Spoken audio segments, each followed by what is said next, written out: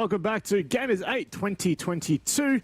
We're here for the Rainbow Six tournament. For those of you that missed yesterday, it certainly was an interesting one. Of course, we are here on the B stream to run you through all of the action, the Aussies Down Under, if you will. Manic, and of course, joining me as per usual, Xenox. How you feeling after what was a very long night for us?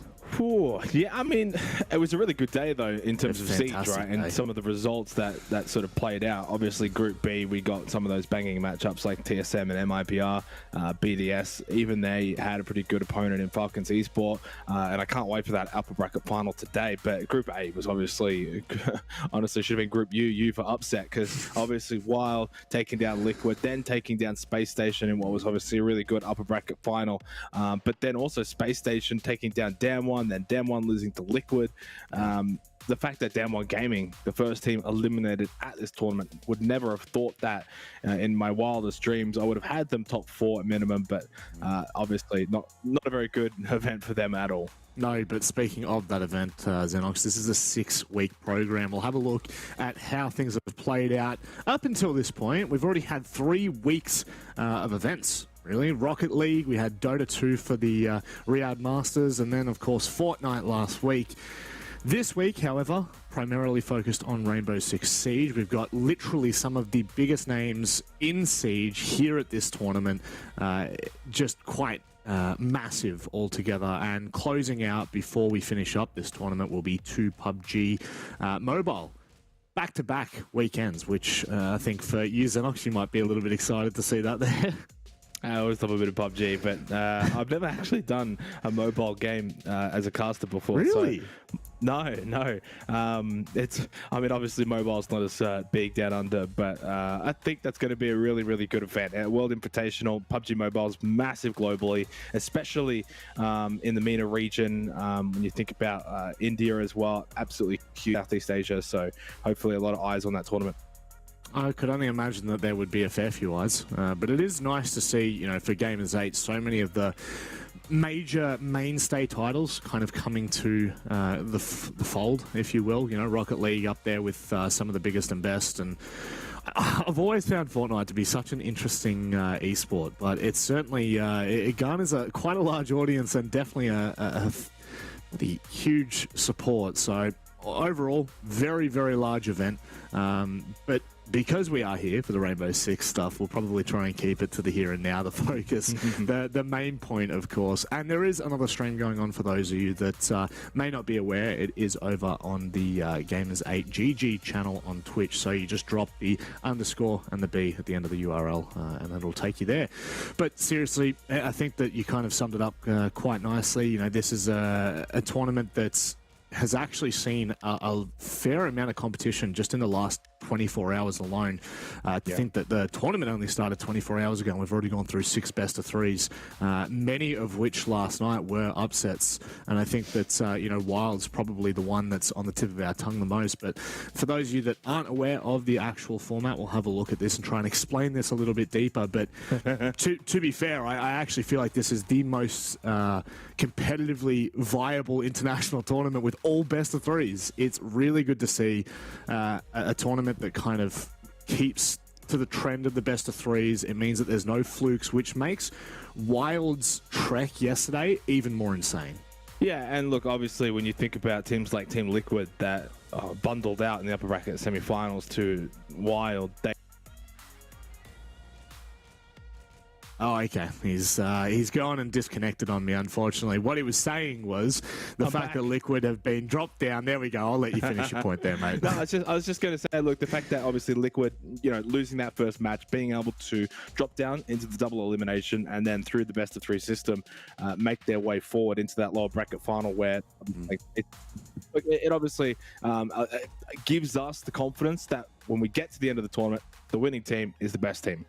Yeah, that's it. Best-of-5 grand final as well. Speaking of the grand final, you'll be playing for the lion's share, $400,000 for first place, a $1.2 million prize pool overall, which is just absolutely bonkers. I think it's like 2 majors put together there, Xenox, which is just it's mind-boggling to think. But, you know, speaking of two majors put together, we need major teams for that. And you can see just from the stacked names that we've got, it truly has been a T1 event for most of these teams. You know, international land, huge money on the line. But I think probably the big one for me was obviously DWG going out yesterday. However, for those of you that probably don't know or weren't watching yesterday, Wild, obviously coming from Germany, a tier 3 European team that have done phenomenally. Falcons have even held their own, considering the fact that they are up against some of the biggest names in Siege. Group A played out as such, and really I think this was a very, very strange night of Siege. Yeah, obviously, as I said before, Group A was kind of like the upset group, but you know, as Wild continued to perform and you know, you take down Liquid, you take down Space Station Gaming, at what point do we consider those to be upsets anymore? I think coming into the tournament, yeah, obviously no one would have been able to guess that those were going to be the results. But and then obviously even Demon Gaming versus Space Station. For those unaware, Demon Gaming has beaten Space Station back at the I think it was the Sweden Major. So they have history of being able to get results over SSG, and they succumb and then ultimately lost to Liquid and they're out of the tournament. Whereas Group B, in some ways, I expected a little bit more from MIBR against TSM, but in fairness to TSM, they were super clean. And even Team Falcons actually played pretty well against BDS. Oregon was not the best, they lost 7-2, but 7-5 on Border, very close game. They were up 4-2 at the half, so some good Falcons that they were able to go toe-to-toe with Team BDS. And look, they'll have to give themselves a pretty good chance of getting that they will, and we'll have a look at how things are going to run out today, because of course we are only here for the one best of 3, sadly. Little tear rolling down the face there. But of course for the B stream, it is Team Falcons taking on MIBR, a weakened MIBR at that. And I would say Team Falcons have a little bit to prove here. You know, this is their the home of their tournament. They are of course Saudi Arabians, so this is a very big tournament for them to be playing in. Regardless of, you know, prize pool, the opportunity to be here is actually very large. So I am keen to see how they do take part today. Remembering the one match that we have, it is a best of 3. This is an elimination match. And, well, the team that really is on the chopping block here is MIBR. So let's welcome them for the first time here.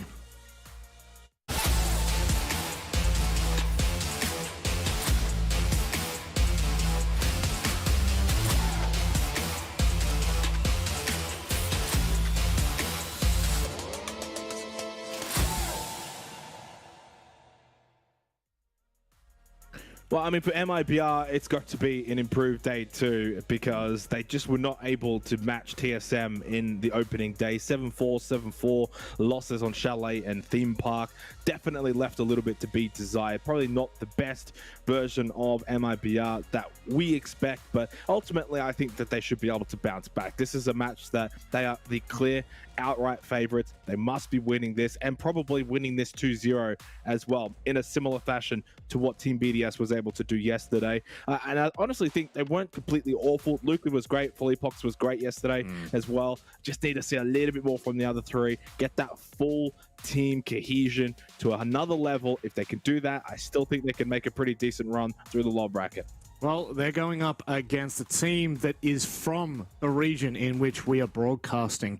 So this is a big one for them. Team Falcons, we welcome.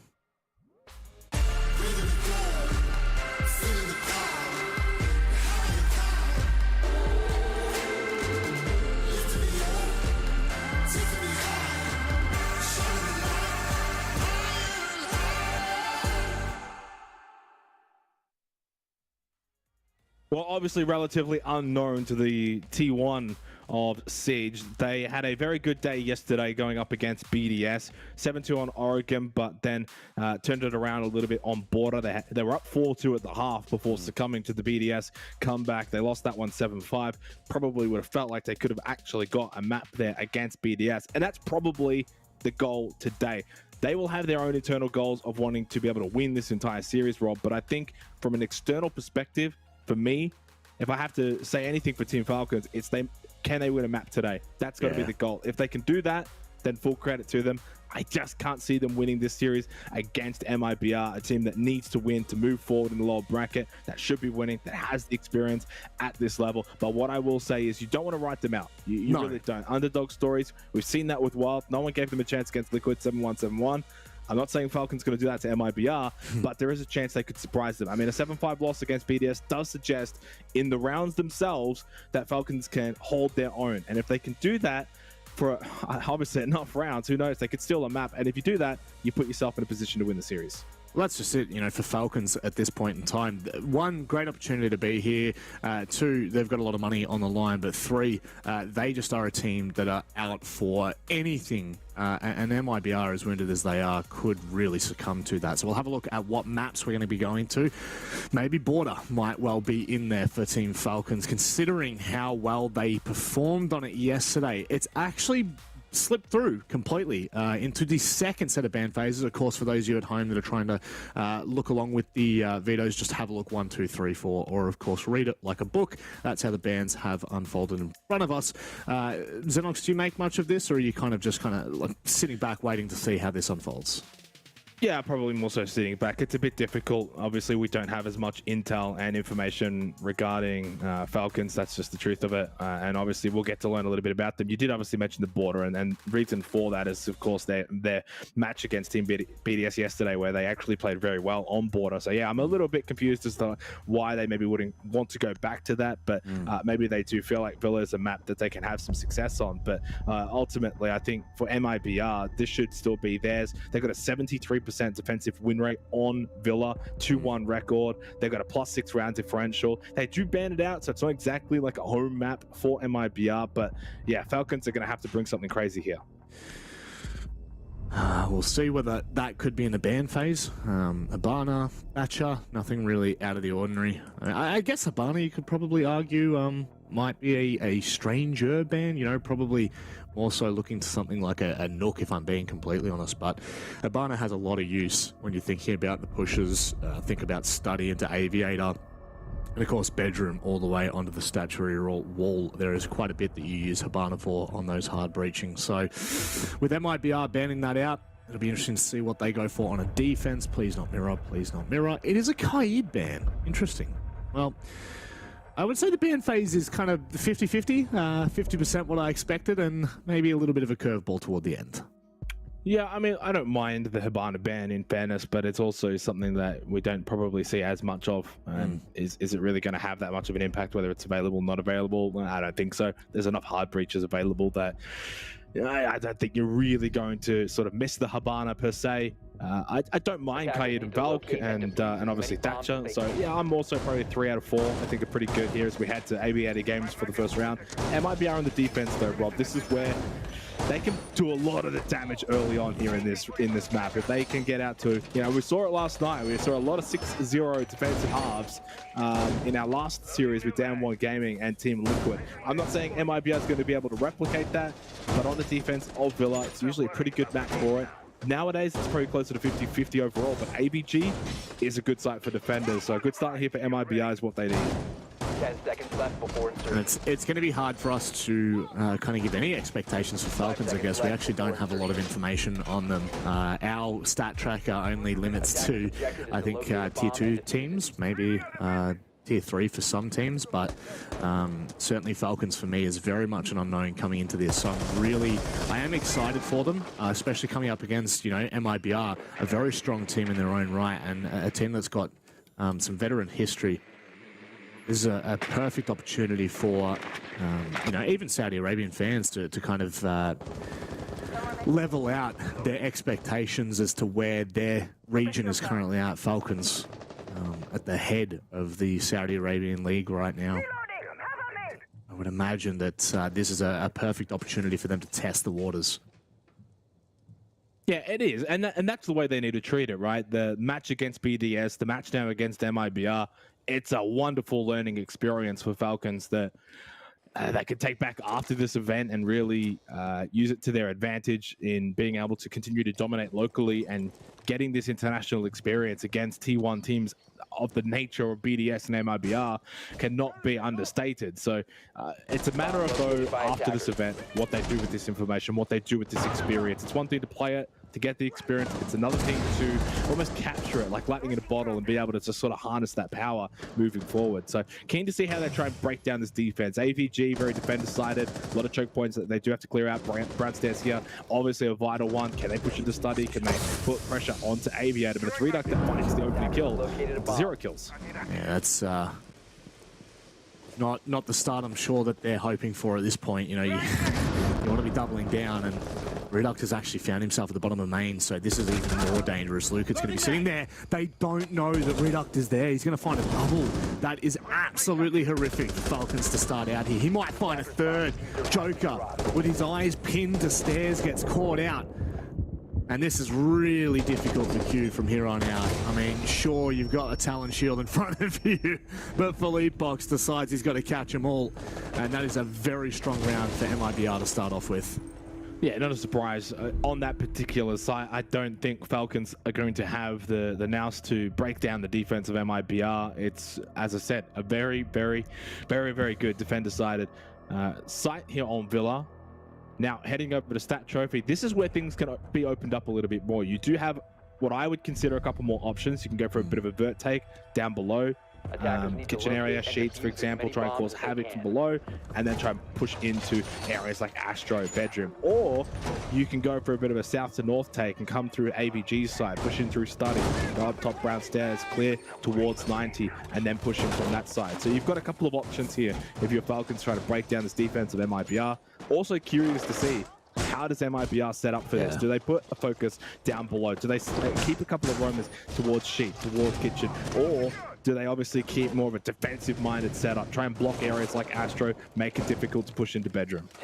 They're definitely committing a, I wouldn't say a fair bit of utility. There's definitely, I think, 3 reinforcements down there, a couple of barricades on the doors, as you saw, mute jammers. So without a doubt, MIBR are trying to play with, I wouldn't say an extended roam for too long, but definitely testing the waters where, as Falcons, you know, this is where we get to test where their attack is at. How well coordinated are they? What is their prep phase like when they're droning out? Because if they've got the drones in nice and early, they'll get a lot of intel on that. And just as we are talking about it, that's the smoke player down. And I actually believe that might have been... Yeah, I can't even see where that was. Oh, no, it was. It was on the rotate back up Astro stairs. So this is a great start for Falcons. Probably the best operator to be taking out this early on. Yeah, and also position as well. Getting Astro completely open is so important to breaking down this defense of MIBR. It gives them a foothold that they can get close to site. A good entry point. And for MIBR, you've now got to consider either trying to counter-aggress, look for a kill back the other way, bring it back to a 4 versus 4, or you just kind of hold tight and hold steady for, you know, the next minute and a half or so and expect maybe Falcons to make a mistake and maybe get overzealous in some certain areas, but that's not happening right now. Full credit to Falcons. They're playing actually rather controlled. They're not overzealous. They're looking like actually a pretty standard, normal T1 kind of team. They're making the right moves, making the right plays. Now, the question is, though, are they prepared for this AVG setup from MIBR? Does that catch them out? Well, that's it. When you saw Falcons setting up, they were certainly... when MIBR was setting up, they were spread really thinly across the map, and it might actually go to punish them. In fact, Falcons winning their ones, which I cannot tell you how crucial that is, but it should be a... Oh my god. Raps gave me a little bit of a concern there. And unfortunately, with Riyadh going down, that's Astro, that's site control gone. Yeah, and they know that one's inside a vault as well, so it's a matter of where's Philippox if you're Falcons? Where is this mute? And he's over towards Astro. If he gets this kill, and he does it. 0 kills, now has 3 kills in this round. And it's a bit of a slip-up from MIBR. Falcons severely punishing this AVG defensive setup. I mean, what was that from Raps? Slow crouch through the doorway. We'll see it from this perspective, but yeah, I mean, that is just amateur hour, all things considered. And Falcons looking like the...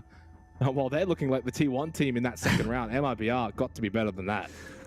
I think that MIBR might not have respected Falcons enough in that round. defense spread extremely thin. You had 2 across toward AVG. You had the mute setting up on that first floor. And obviously the smoke getting caught on the rotate back up of Astra. I mean, look, he might not have even been caught out rotating. He might have actually been trying to take a fight, in which case it's even worse. But regardless, I do think that's the kind of round for Falcons. When you're being tested, that's where you need to shine. And in every 1v1 that we saw, Falcons came out on top. So really big kickstarting round for them here. Making sure that, you know, MIBR don't get off to that 2-3-0 start and then all of a sudden they're trying to claw this game back. Instead, no, they're going to make their statement nice and early. MIBR are going to have to temper their own pushes and probably, I would say, kind of give a little bit more respect across. But yeah, that's a very big round for Falcons in my opinion. Yeah, certainly. I mean, getting one on the board early is always going to be so important for Falcons. It gets them the belief, the confidence that they can sort of build from that, hey, we can contest, like we can win this map. We're just as good as them. Don't feel as if that this is, you know, a show-in that MIBR have all of the experience and that they're, you know, that T1 team that can just have their way with this. You need to also gain that respect by playing in that fashion, as we saw in the second round. It forces MIBR to then play a little bit better as well. But you have to give credit to Falcons. 0 kills, had a big round in that second round. But so far, what I'm liking from them is just their patience play. They're not looking like a young team that's just running in gung-ho, shift W, running around the map. They're playing this really smart, really slow, really methodical, playing, I guess, their own style, and that's the best way to win. Back your own team philosophy in. I'm sure if you try to change things up, you know, you're not fully prepped for it. MIBR could run amok, so really, overall, good signs from Falcons to begin with. And I mean, from our perspective, you know, this is the kind of stuff that we want to be able to see early on as commentators to get our own expectations right. And Falcons showing a lot of calm and composure at the very, very start of this matchup. They spot out Raps. That's got it. I mean, you could almost swing there from behind and go for the shots through the wall, but instead it's actually Joker who swings, and it's gone all horribly wrong for Leapox. Absolutely destroying Falcons' hopes in this attack, and Falls is just making it even worse. Oh, God. Yeah. I wonder if it's a case of Falcons doing well in the drone game, but then MIBR playing into that, knowing that they've been droned out, fully expecting Falcons to want to swing on that information almost straight away, and that then is a little bit haphazard. They actually had numbers there at that position. And maybe Falcons felt like that was going to be a strength, that they had the information, that they could play off of that. And it all just falls apart. And this is probably the difference, I think, in these two teams. Not so much the decision-making or the gameplay philosophy, but just the general gunplay. MIBR, you would expect to be a little bit sharper, but look at that. 6Z, not meth the prone from Riyadh. Ready for those kind of plays. But MIBR, when all guns are firing, you think like you're going to have that little extra skill advantage, and Raps finishing off Q6 and MIBR to get a response after a lackluster second round. Perfect response. Again, if we want to go down the line of stories and the journey, the campaign for these teams, MIBR, even though, you know, they falter in the second round, you've got to see them bounce back in the third. And like you said, they'd fully been droned out in living there and still managing to make that work and holding down those lines. I do want to see what MIBR are like if they can't play around, you know, Fleapoxes and Lucids. I would say firepower. And right now we're seeing it. Reduct and Raps are both stepping up. Not, you know, heads and shoulders above the rest of the team, but definitely showing us that this is a multifaceted team. And if Falcons aren't careful, I mean, you know, Lucid and Fleapox, we saw them yesterday. We saw what happens when they get on a little bit of a steamroll. Very, very hard to slow that down. Even though it was against TSM, there were still many rounds that we were like, ooh, this should be MIBR's. Unfortunately, you know, team effort just doesn't close it out in the end. So very much for me at this point, Falcons showing good enough signs that this is going to be a competitive match, and I think it's going to be about MIBR standing up and proving to not just, you know, us as commentators, but obviously all the viewers at home, that they are still one of those teams that we talked about coming into this tournament that were going to be a threat. Yeah, and I agree with you wholeheartedly. Luke and Philippox, they were sort of the heart of MIBR against TSM, but it just wasn't enough. They didn't have the rest of the numbers. TSM were essentially a full, you know, 5-man squad that was playing with a good level of cohesion, and that was probably what was missing from MIBR, was that kind of cohesion. And I think Villa's a good site to try and build some of that. Really good choke points, really good setups that they can have here on the defense. Falls are going to be probably winning that. I mean, it is somewhat of a shoulder peak, but playing that brown stairs position, you've got to be sharp. You know that they're going to be swinging and peeking you, and he just can't quite land with the SMG-11. Hasn't thrown out his gas babes, but getting pressured early, I like that from Falcons. Don't allow time to become a factor against the smoke player as well, and they find a kill onto Raps as well elsewhere, while still getting to work here on brown stairs. I mean, Falcons wasting no time. They got the shield, and now Falls is probably forced to start throwing gas babes. This is what we like to see from Falcons. They've got to follow up, and that's exactly what they're going to do. Fantastically played by Falcons in the first minute of this round. Phase 1 is an outstanding success for them. And now it's about, for them, closing this round out. They've got leads, they've got advantages. You do not want to crumble here. Be very cautious, because you know MIBR, when they're backed into a corner, will have to make these decisions, will have to go for plays, and Falcons are prepared for it. Lukic finally finds one back after 3 comrades are well and truly down. Yeah, and MIBR just a little bit staggered there on the defense. They lose brown stairs, so what do? They bring the other positions that are being held away from that, and sending 2 players to brown stairs to try and preoccupy a position that they've already lost. I get that, but then you've weakened everything else, and then 2 players, top brown, puts Joker in a good position to get this 1 kill. Lukic, well, didn't reposition after getting that kill onto Mad Skills, and Q6 will oblige. 2 versus 1 now, but Philippox doesn't have a lot of health. Q6 finishes off the round so far. Back and forth here on Villa. Good signs from Falcons. They are here to contend. There was a short moment where a lot of doubt flooded in for me. A 2 versus 4, you got Lukic still alive. He starts to hit his shots, and things very quickly can turn around from there. And it's one of those things, it's really hard as an attacking team to know what the best course of action is there. You've found the first 3 picks, or let's just say you found the first 2 picks, right? You've taken down the shield on stairs, you've also taken down the smoke player. So you know that MIBR can't play defensively in the way that they would have wanted to. So the next step, or the next logical step for MIBR, is to take aggressive fights, is to try and isolate 1v1s when you're not expecting it. Case in point, Philippox jumping out of the top window by Skull and finding that kill on the player watching Study. Those were kind of things that you kind of expect to happen. And even though Falcons dropped 2 players, the response from Q6, fantastic to see how quickly they were able to get that back under control. And I'm also going to say, that is a nightmare for a caster to try and say in a play-by-play moment. Q6 head. Yeah, but I just go with Q6 now. I've already learned that after 1 round. I was like, no, that's it, Q6 now. But it's really good, though, to see Falcons really being able to go toe-to-toe. We saw it with BDS, and that was kind of my assumption when I looked at those rounds. Obviously, we didn't get to cast that game. We didn't get to see the match itself. But to understand that, hey, they're taking rounds off of BDS, that means that these guys know what they're doing, right? We've seen kind of bad teams before get absolutely destroyed, 7-0, 7-1s, when they go up against teams that are clearly out of their league. To me, it doesn't seem like Falcons are out of the league of MIBR. And that they maybe weren't that far behind BDS as many people would have thought. I'm sure there was a lot of people coming into this tournament that would have thought, oh, Falcons are just there because it's kind of their home country, and so they're just getting a free ride in. But no, like, they are like a team that is clearly capable. Can they put it together for 3 maps? We'll have to wait and see.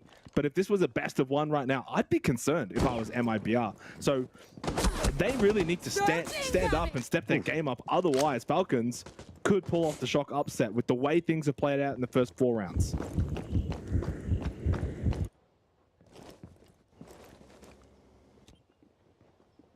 Especially when we see, like, I'm keen to see as well, if they've got this level of coordination on their attack, their defense is going to be pretty solid, pretty sound. They're going to have to deal with this one player that's sitting in closet right now. This is such a traditional hold. Like, we used to see this 2 years ago, I want to say. Since then, I have struggled to see a hold in closet in this time. So I'm really excited to see, can MIBR stick this? Can Raps make something magical happen? He's got no one else with him, but he's got a lot of utility. It's the nade from 0 kills that finds it. And this is once again, another great start from Falcons. They've taken the control of closet. Well, they have a lot of nades. They had as well. Still got 5, but started off this round with a lot of utility to be able to clear out a position like that. Big knife yourself from falls, getting the kill into Joker. So at least still maintaining site control for MIBR. 4 versus 4, but you did lose Raps, who's obviously playing pretty well at the moment. 50 seconds left in this round. J-Lad now inside of Master's bedroom and has a pretty good sight line. Over to sight. Falls has got no idea. Neither does Lucid. Oh, it's too easy for the Falcons. They are tearing apart MIBR on the attack here of Villa and are now moments away from coming up 3-2 in a staggering start. Philippox with a nitrous up and 0 kills. Watching from the heavens.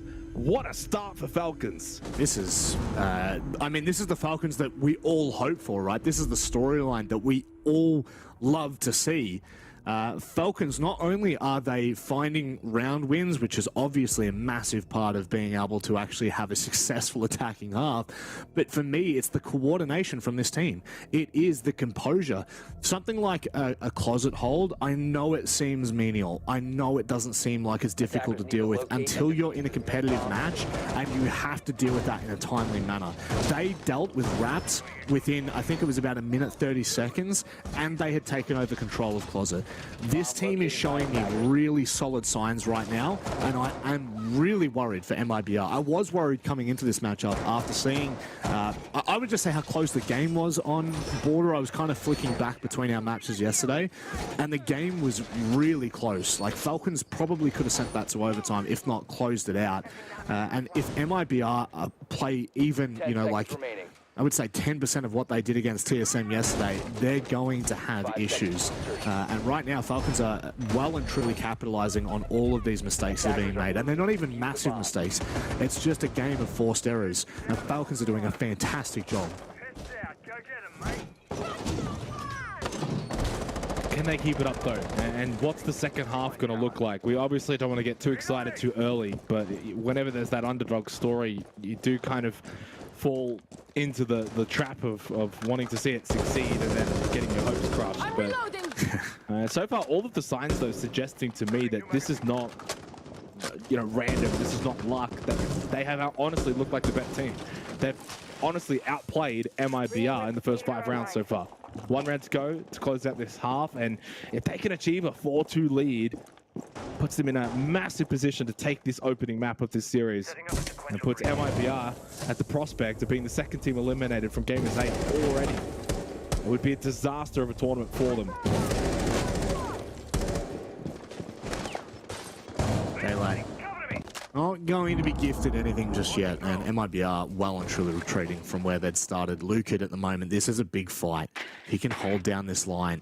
It's going to make Falcon's job on this attack so hard. But Lucid decides, you know what? Let's respect this. Let's not overextend. Let's not take ones that might be even 50-50. You know, we don't want to leave this up to chance. 1:30 left. He's fallen back from that advanced position. And now Falcons still have to deal with him. They still have to deal with this top floor roam. There's a lot that they've got to do with 1:30 left on the board.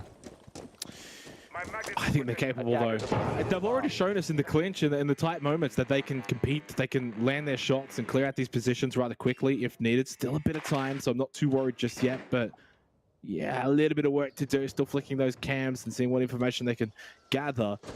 Credit to MIBR, they have slowed things down a bit, not getting too antsy, not playing over-aggressive positions, holding key critical choke points without over-peaking. I think they've now started to realize this is not going to be a walkover. They're going to have to play at their best. J-Lad, patience pays off, pushes in, maybe a little too aggressive, needed some cover fire, needed some help before pushing into side. Mad Skills gets the kill onto Raps though to regain the lead here for Falcons, and there's still time. 40 seconds left, and they're getting closer to taking sight and maybe taking this map. It's all too easy. 4-1 again, and it's about to be 4-2 in the first half. Oh my word, Falcons are crushing MIBR on MIBR's defense, which we know statistically is their favored side. This is, I think, a really, really solid showing from the Saudi Arabian team. And I mean, we're just going to say it at this point. There's nothing from MIBR that makes me feel confident that they're going to be able to bring this map back. You know, this feels like momentum in Falcons. I know I've used the word composure already, but it really, like, if you look at how these rounds are playing out, they've got a minute left and they haven't been able to fully, you know, kind of take that top floor. They completely shift their attention. They come in through China. They make that move in through Pantry, and it's just so hard for MIBR to deal with. Now, let's see what their defense has. Let's see whether this is going to add an element of potentially doubt. But, I mean, I look at the... It's kind of cool to see some different lineups. I haven't seen the Mirror in a very long time, even the Bandit and the Thunderbird. I saw Thunderbird playing a little bit yesterday, actually, which we just never see in APAC. So it's always a nice treat to come and watch an international event. Yeah, the odd round hero there. I had a quick little look at the Brazil League Favela. 52% defensive win rate, so yeah, I guess 50-50 is the nature of the course, but evidently, regardless, it wasn't a 50-50 half, it was a Falcons half. So, and I probably hold true to the fact that even if maybe Brazil, it's only 52%, I still kind of look at Villa, especially sites like APG, very, very good for defenders. So Falcons are in pole position to take this opening map. It is their map pick, in fairness. Something to keep in mind over the course of this entire best of 3 series, but you just can't help but be impressed by what they've been able to do and how they're doing it. You know, sometimes you can kind of win ugly, maybe because the opposition not playing all that well, but I just generally believe Falcons have played like the better team. At any time it comes down to these 4v4s, 5v5s, it's always Falcons. The only thing that MIBR can probably do to salvage this map is to start getting opening kills, start trying to get an advantage early on. They might have just almost got that. 0 kills, barely stays alive. Well, Raps can pop that adrenal surge, but 0 kills can go back to the Kona stations and heal up as well. So a trade, but won't really amount to much in the long run.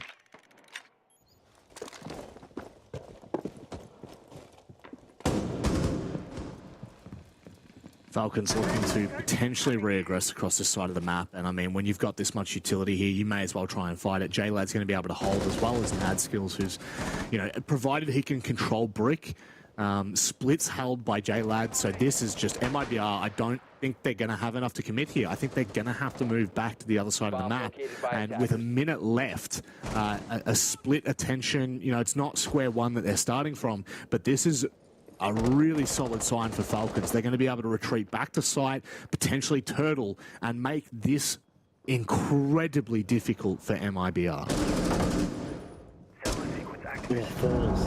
Barely stays alive, and they've just lost Redoct as well. Wow. On a site that's already very difficult to take for any attacking team. MIBR down 2. Filipok's got 1, but Raps traded elsewhere by Mad Skills. Luka just trying to make his way up around stairs, and he has the low ground. From this position, still no real control of top Brown. No real help at all. Joker just pops out. Filipok's the last player, but they know where he is. It's turning into a nightmare scenario for MIBR. Falcons are on cloud 9. Oh, wow. This is really, really big danger signs for me for MIBR. I am really impressed with how we're seeing these rounds won by Falcons. Again, it's not just that they're winning the rounds, it's how they're winning these rounds. Now, again, I want to try and bring it back to the point that this is Falcons map pick, okay? This is where they feel most confident.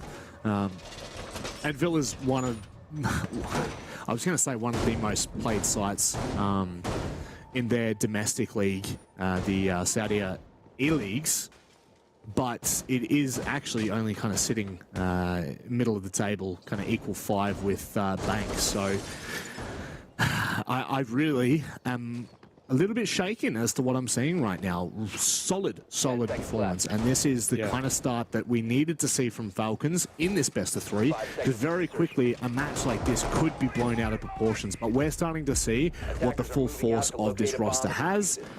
And I don't know whether MIBR are going to be able to handle this. Yeah, and not to try and sound, you know, too smart, Rob, but I don't want to say I'm not surprised, but I'm not as surprised as maybe I would have been when the tournament was first announced.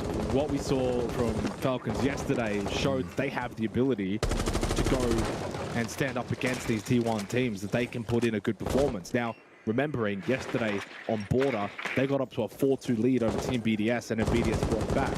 Now, I'm not saying MIBR is going to be able to do that, but those are the lessons there for Falcons, okay? You got up, you got a lead, now you got to hold it. So you got one lesson yesterday, now you can apply what you've learned to today, and they've already shown that in that 7th round by getting that round when you got 5-2, you further extend that lead. You're 2 rounds away from taking a map against MIBR and sending them packing if they can then win a 2nd map of the next 2. Of course, best of 3, a reminder. But Falcons are clearly in the driver's seat to close out this map on the defensive villa. You would imagine that they should be able to go back to AVG at least 2 more times and close out there at minimum. A bomb has been located. MIBR, there's just no 2 ways of putting it. Backs are up against the wall here. I don't think they've dealt with that roam down below either. And, I mean, they've got the pulse.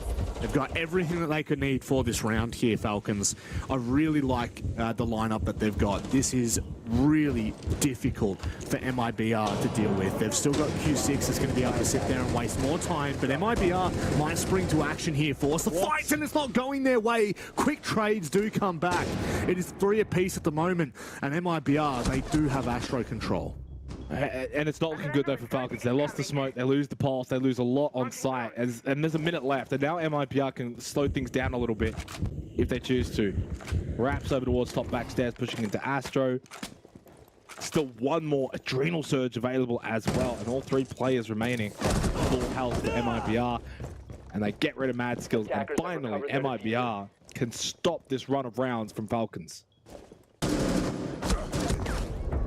If not for Joker, it's not to be. It is not to be. MIBR, they bounce back in a critical round. That, if it goes the way of Falcons, its match point is 6-2, and at that point, with 4 rounds up their sleeves, you really just do not see it happening. But now, 5-3 looks more respectable. It looks like it's one of those places where it could come down to later, you know, like instead of this game being over by round 10, we now are going to see it well and truly into the double digits, and this is going to be a forced fight unless MIBR slip up here, which I just don't imagine they're going to. And I actually think, are we re-attempting stat? Yeah, we are. Yeah. I like that from Falcons. Just a slight little change, pulse out, and it gets the mute in. So let's wait and see how this one, and the smoke as well. Cool. I like this little change. Yeah, it allows them to also be aggressive over towards that Astro position a little bit better. You've got the Kona stations, you've got the mute jammers to deny a bit of information. When you think about Smoke, and I mean, Smoke's obviously rather defensive, but the Pulse is obviously a pretty aggressive defender, looking to find information, use those nitro cells, maybe a bit of vert play as well. But yeah, I think this is a better change for Falcons. 5 seconds to go. Something that we probably saw them deploy in AVG as well, something similar. So 5-3. They find themselves in a position, though, where they were kind of in this position yesterday against Team BDS and allowed BDS back into the game. So again, it's all about applying your learnings from yesterday and closing this one out. But MIBR, I mean, they're going to be feeling the heat themselves. 4 rounds in a row went to Falcons. And they'll be feeling as if that's embarrassing for their level, for a team of their quality. That they can't allow that to happen again. Right now, though, I would honestly put money on saying this is likely to go to overtime. Yep. That last round obviously changes quite a lot in our discussions. You know, if Falcons can stay on that momentum, if they can stay on the roller coaster, well, then things look a little bit more dangerous. Now, it is going to come down to really these individual fights that take place in the middle portions of the round. Are Falcons looking to get aggressive? Are they looking to be in the face of MIBR? Right now, the answer is no, but big thing, MIBR, they're not in the building, so there's really no need for Falcons to be forcing anything at this point. And we look to the attack to see how long this is going to take to really get into Master, to take that control. It's not going to take long at all. There's a player underneath that cannot find the kill on Raps as he makes his way into the vertical. And now, this is where Control starts to lose a little bit of patience, and Falcons need to be careful not to overextend. Yeah, really solid play from Raps. That's not an easy maneuver to pull off, considering while there wasn't a frost mat under that window, there was a hole, and there was someone watching that big nade as well. Wow. So close to getting the kill onto Mad Skills, but not enough to actually find it. And a stalemate has sort of broken out here. Over towards this bathroom position, trying to get the player backstairs out of the game and get into Astro. And I think Raps is almost just anticipating the peak, that at some point, that player is going to peak top Astro stairs. They haven't just yet. And time then begins to become a factor, even more so when it's Q6 that finds the kill onto Riyadh. Lucan, been a bit quiet in this game. They need a little bit more from him, but not going to happen against J-Lad. The lad gets them closer to that match point. Q6 down though. Not quite out for the count just yet. 40 seconds left. 4 versus 3. Leapox is on the flank though, and Falcons are completely missing the point there. That is huge for Leapox. He nearly finds himself a second, but Rap's not catching. J-Lad, I think that was actually 0 kills on the way back out. That may well give Falcons still a foothold in this game right now. 20 seconds left, 2 versus 2. Match point on the line here for Falcons. Little cone station as well for 0 kills. Close back to full health. Joker with a headshot onto Rap, now falls to 1 versus 2. Red side, he is located, but he is also taken down. He got 1, but he couldn't get 2. And Falcons have match point. Technically map point, of course, this being the first map of the series. Their map pick, and they are showing why. What a performance we are seeing from Team Falcons. This is what we would have hoped for at the very start of the night. Coming into it, we wanted to see, the full force that Falcons can put behind a game. MIBR, they take their time out on the what really is the ultimate round. Like this is do or die for the next 3 rounds for MIBR. There is no better time to take it because, well, this is it. If you cannot come, if you cannot recompose, you're going to be in serious issues. Overall, though, Falcons really have impressed me here on Villa. Their versatility on their defensive lineup, the composure on their attacks. I want to say that this is probably one of the better performances from a team, like an underdog team that we've seen, at least on the B stream. Obviously, we didn't get to see Wild yesterday here, which I'm sure would have been equally as impressive, but this is such good signs, not just for Falcons, but also, for the MENA region. This is definitely a big win. Now, I will say, it seems like there's a lot of Falcons fans in chat. Don't get too excited just yet. The map that we go to after this, Rob, is Cafe. Yeah. And here's just some of the numbers from MIBR. 4-0 plus 21 round differential, 83% attacking win rate, 76% defensive win rate. They don't ban it, they love it, it's their map. It's going to be difficult for Falcons to take down MIBR on Cafe.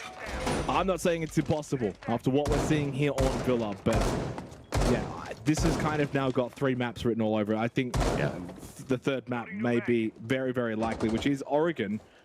MIBR's not too bad on Oregon, but we also saw Falcons play Oregon yesterday against Team BDS. They did lose that one 7-2, but would have gained a lot of experience and knowledge. I think there's one takeaway for me from the fact that we are going to Cafe next. I just went back and had a quick look at Falcons' previous matches in the Saudi E-League. So they actually let Cafe slip through on a number of occasions, which leads me to believe that they're not shy to play on Cafe. So although there is overwhelming evidence to suggest that MIBR are incredible on Cafe, I am not, it's not doom or gloom for me yet. The fact that it slipped through on a number of occasions in best of threes, best of fives for them, it really does look like they're going to be prepared for it. Speaking if they're going to be prepared, a bit of a blitz rush at the moment. They're going to send it straight into the top of Brown. Rats finds the first kill. They were not expecting it. Filipos has been able to get in through the 90 window, but he's shut down by a pre-placed C4. Really solid work from the Falcons, and that's the response you need. They're now turtling on site. Top Brown stairs control though established for MIBR, and in the end 1-for-1's not bad. Fleapox from that 90 position with the grapple on the Umaru had corridor control. If it wasn't for that, Nitrocell could have done a lot of damage on site. That was a massive Nitrocell to keep Falcons in a really solid position. The only downside they've got here is the lack of Brown stairs control. That's entirely now on the side of MIBR and Study. But Study has been opened up. There's wall. There is sightlines for JLad from Volt. Still 90 seconds left in the round, and Riyadh used all of those Candelas as well on the push it, but there's a couple of kills to go the way of MIBR. And that is making quick work of Team Falcons. Match point or not, doesn't matter. They come to play here after the timeout. 6-4. Now that's definitely a pocket strat that we've seen used across a number of regions, and it's not one that you can bank on 2 times in a row for MIBR. And AVG being unlocked for the last 2 rounds here is pivotal for Falcon's success on this map. Love it from MIBR. They really shake things up there. Falcons are just not prepared for that early kind of push.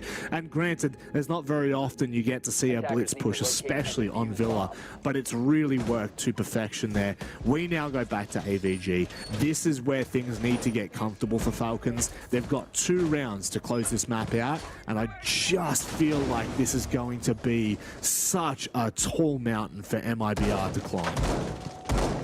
Yeah, I mean, you kind of said it, right? 2 more goes of AVG. That'll be 3 rounds in a row on this site to close out this map. So a lot of work for MIBR still. Yeah, you pull out the old strats and you go for a bit of a blitz attack, but you can't do that again. It's just not going to be allowed. And I think this is now where MIBR have to play a little bit more standard siege and have to play that very well. Or do they? That is the other thing, because I'm looking at Reduct now, and he's actually brought out the Montang, so maybe they're just going to go for a similar play, but on a slower nature of it. Same kind of concept, Rob, but without maybe the rushed emphasis, and utilize that Monty and try and get Brown Stairs position again. Now, before we get underway with this potentially last round, obviously there is another stream going on at the moment. Team BDS taking on TSM. They are on Theme Park. It is 5-3 up for Team BDS. So if you do want to chuck across to the A stream, if you want to have both streams open, all you need to do is drop the underscore and the B in this stream, and it will take you directly to that channel at the moment. But I thoroughly must say, Falcons at this point, they've shown a lot of grit and determination on Villa. I don't see that. I don't see a world in which they falter. J-Lad, he's already peeking into Art, and Lucan had no idea MIBR were not droning ahead, and that is a massive player to lose. I like that though. Crunch time, match point. J-Lad lives up to his name and playing like a lad that just doesn't care. Makes the push down into Art from top Brown Stairs. It's a risky play. If Reduct is not sitting on a Monty and he's watching from entrance, J-Lad just dies. But that wasn't the case. He finds a second kill on the balls. Oh, no joke! That's not how you win the round! Oh, no. J-Lad was doing everything perfect, and in the end, it's not the opposition that takes him down, but his own teammates. 4 versus 3, now they're still going to deal with the Montang on Brown Stairs. That's a great nade, though, to the back of Reduct. E1D goes out, minute 20. 4 versus 3, still advantage for Falcons, but they took down their star man. Olipox repels in onto the veranda safely as well. I mean, MIBR getting a couple of little 50-50 moments to go their way in this round. I do have a drone and study. You can see the yellow ping come out there, so MIBR are going to look to potentially negate this pressure that's at the top of Brown and push back up of red. And that would be kind of big. I mean, if Reduct can get into a position where they can kind of face check with the shield, it's going to make things a little bit more interesting. Now they realize, okay, sound cue, they now know we're over here. Let's rotate back to Brown and put the pressure on these final couple of players. But Falcons holding strong. They've got 30 seconds left to ensure that MIBR do not walk away with this. 30 seconds away from finding their first map win here at Gamers8 for the Falcons. Raps pushes up top, Brown stairs, and now trying to get in towards Study. Gets rid of that Goo Mine. Philippox gets rid of Joker. So from team kill to death down, not a good round from Joker. He won't want to see this one back again. 15 seconds though. Philippox looking to make the push in. Still with Reduct leading the way on that Montag. Smoke goes out. They can't find the kills though. 0 kills. Philippox finally from Study does get down 0 kills. The Montag falls though, and so do MIBR. Team Falcons soar and take Villa 1-0 up in the series. You cannot understate a victory like that, especially for Falcons. Their first win in the Gamers8 2022. Shaking their head to the camera. They know that that one is a big, big map to start off with. MIBR don't seem shaken, which is the big thing for me. Still kind of just relaxing in their seats, but I've got to admit, that looks like Falcons are definitely... They've got a foothold in this matchup. I really was not sure what to expect from them, but boy, they've delivered. Well, obviously, congratulations there to Falcons, getting their first map here at Gamers8, and what a way to do it as well. Totally in control, better team, and MIBR are going to be left wondering, where did it all go wrong there on Villa? The beauty, though, for MIBR and the MIBR fans is that we're going to Cafe next, which is their bread and butter. It's where they just do not lose. So obviously, Falcons came into this series as the underdogs, and they've rose up on Villa, but they kind of go back to being the underdogs once again, despite this map win, because Cafe super sided for MIBR. It's their map pick, it's their map. Falcons will once again need to move heaven and earth if they're going to win there. I tell you what, if Falcons 2-0 MIBR, especially with Cafe involved, it would be one of the more monumental series wins that we've ever seen in Siege. So a really, really critical start for them. I, though, feel like it's going to be Oregon, the third map, Rob. That's going to be the decider map for me. Yeah, without a doubt. That's I think that's where we're going. If we do see this finish in 2, I'll be flabbergasted. There's no other way I want to talk about this, because Cafe, again, it looks really good for MIBR. And I do want to make sure that I reiterate, I still think Falcons are going to be comfortable heading to Cafe. We are going to go to a short break, but on the other side, the second and potentially last map of this lower bracket final.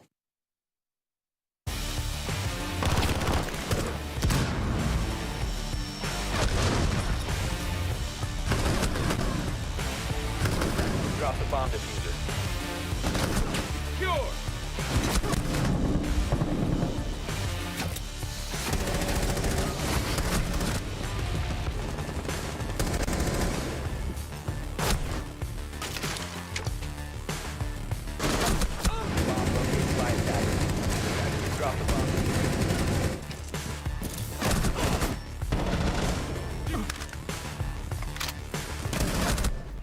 10 seconds to go.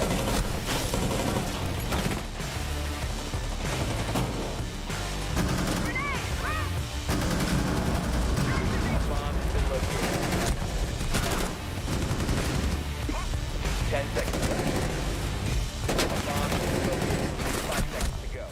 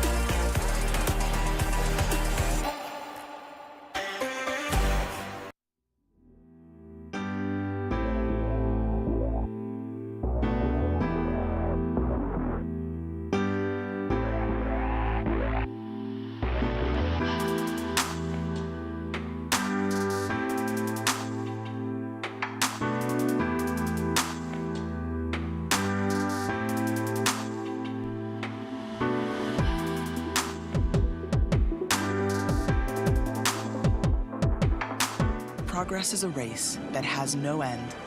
After every finish line, another challenge awaits. How can we continue to push innovation in a sport at the forefront of technology? This is how.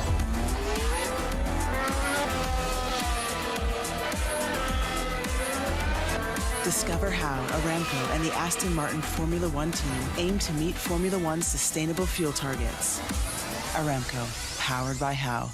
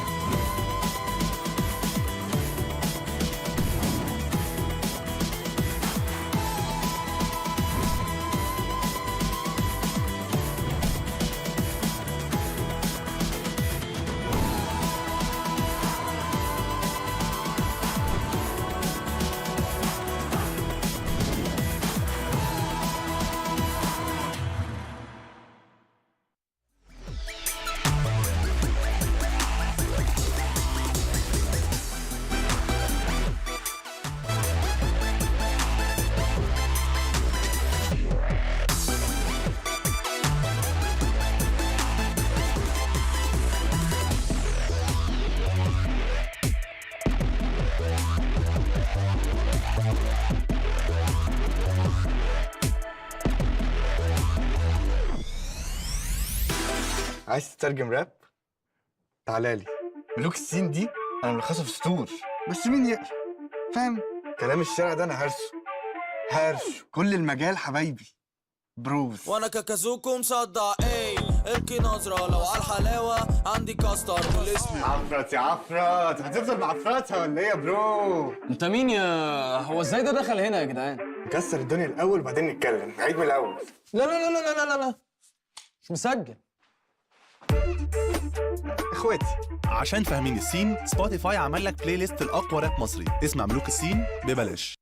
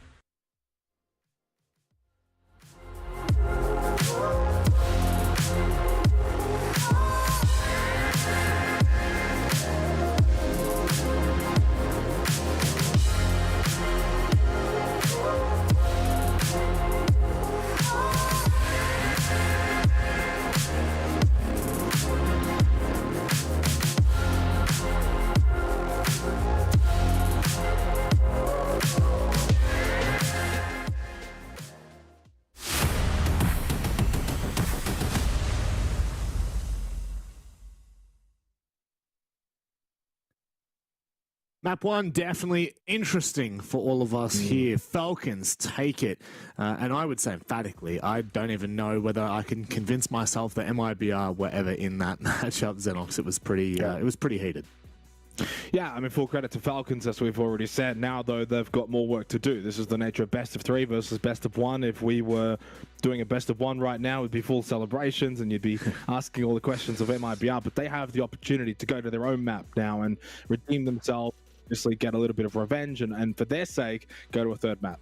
Now, very quickly before we move on, it's always important for us to take the time to thank our incredible sponsors.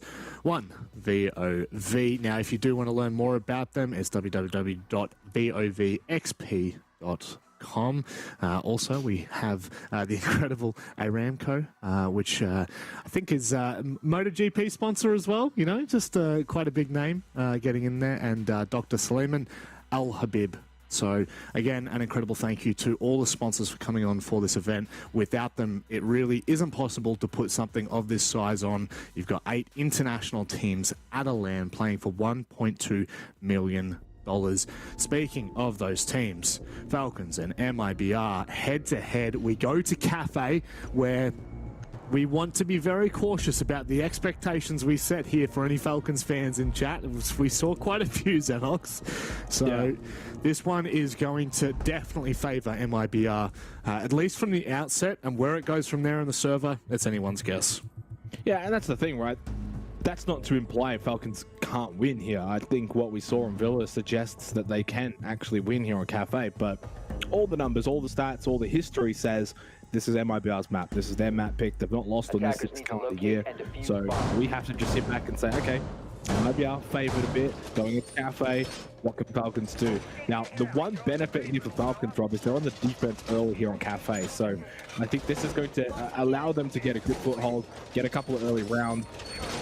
I don't think Cafe is as defender-sided as it used to be, especially back in 2021. I think it's come a little bit closer to 50, 55%. Look at the Brazil League, 53% defensive win rate, so in the middle there. So obviously, being on the defense is not going to just guarantee you round wins. Attackers have just gotten a lot better, especially with attacker repick, breaking down these sites on Cafe. So if I'm Falcons, I think a 4-2 half is really good. 3-3 half, par for the course. Intriguing to see the bans, actually. Nomad and Ying being banned out on the attack. Definitely the Ying one probably raises eyebrows for me more so than anything else, especially when it's coming out from Falcons. I don't know whether they've read into something from MIBR, but regardless, a ban that follows suit, and Nomad's so impactful on a map like Cafe. You can pretty much cut out any flank, any roam potential with one measly piece of gadgetry. Is that even a word? Well, we saw the Ying in one of the rounds for one of their blitz attacks on ABG, so they deployed that. And I think a map like Cafe, there's a good couple of rounds that you can find a use for Ying. Bar Cocktail, probably one of those. You can throw the Candelas in the skylight. You can also clear areas like top red really easily with those Candelas. So if MIBR has employed it, and this is something that they don't want to have to deal with, I don't mind it. Boy, early kills. Where? Out the window.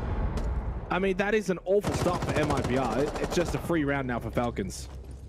Provided they don't give too much back into MIBR's favor. A-Joker coming up the top side, and he will be caught out. Luca knows he's there, so they're going to wait for him to try and make the move. J-Lad's gone low as well. Falcons are going to be really careful here. You do not want to give too much over to MIBR. The swings are coming out. Okay. Reduct goes absolutely nuclear. Falcons have let the ball slip in a massive way.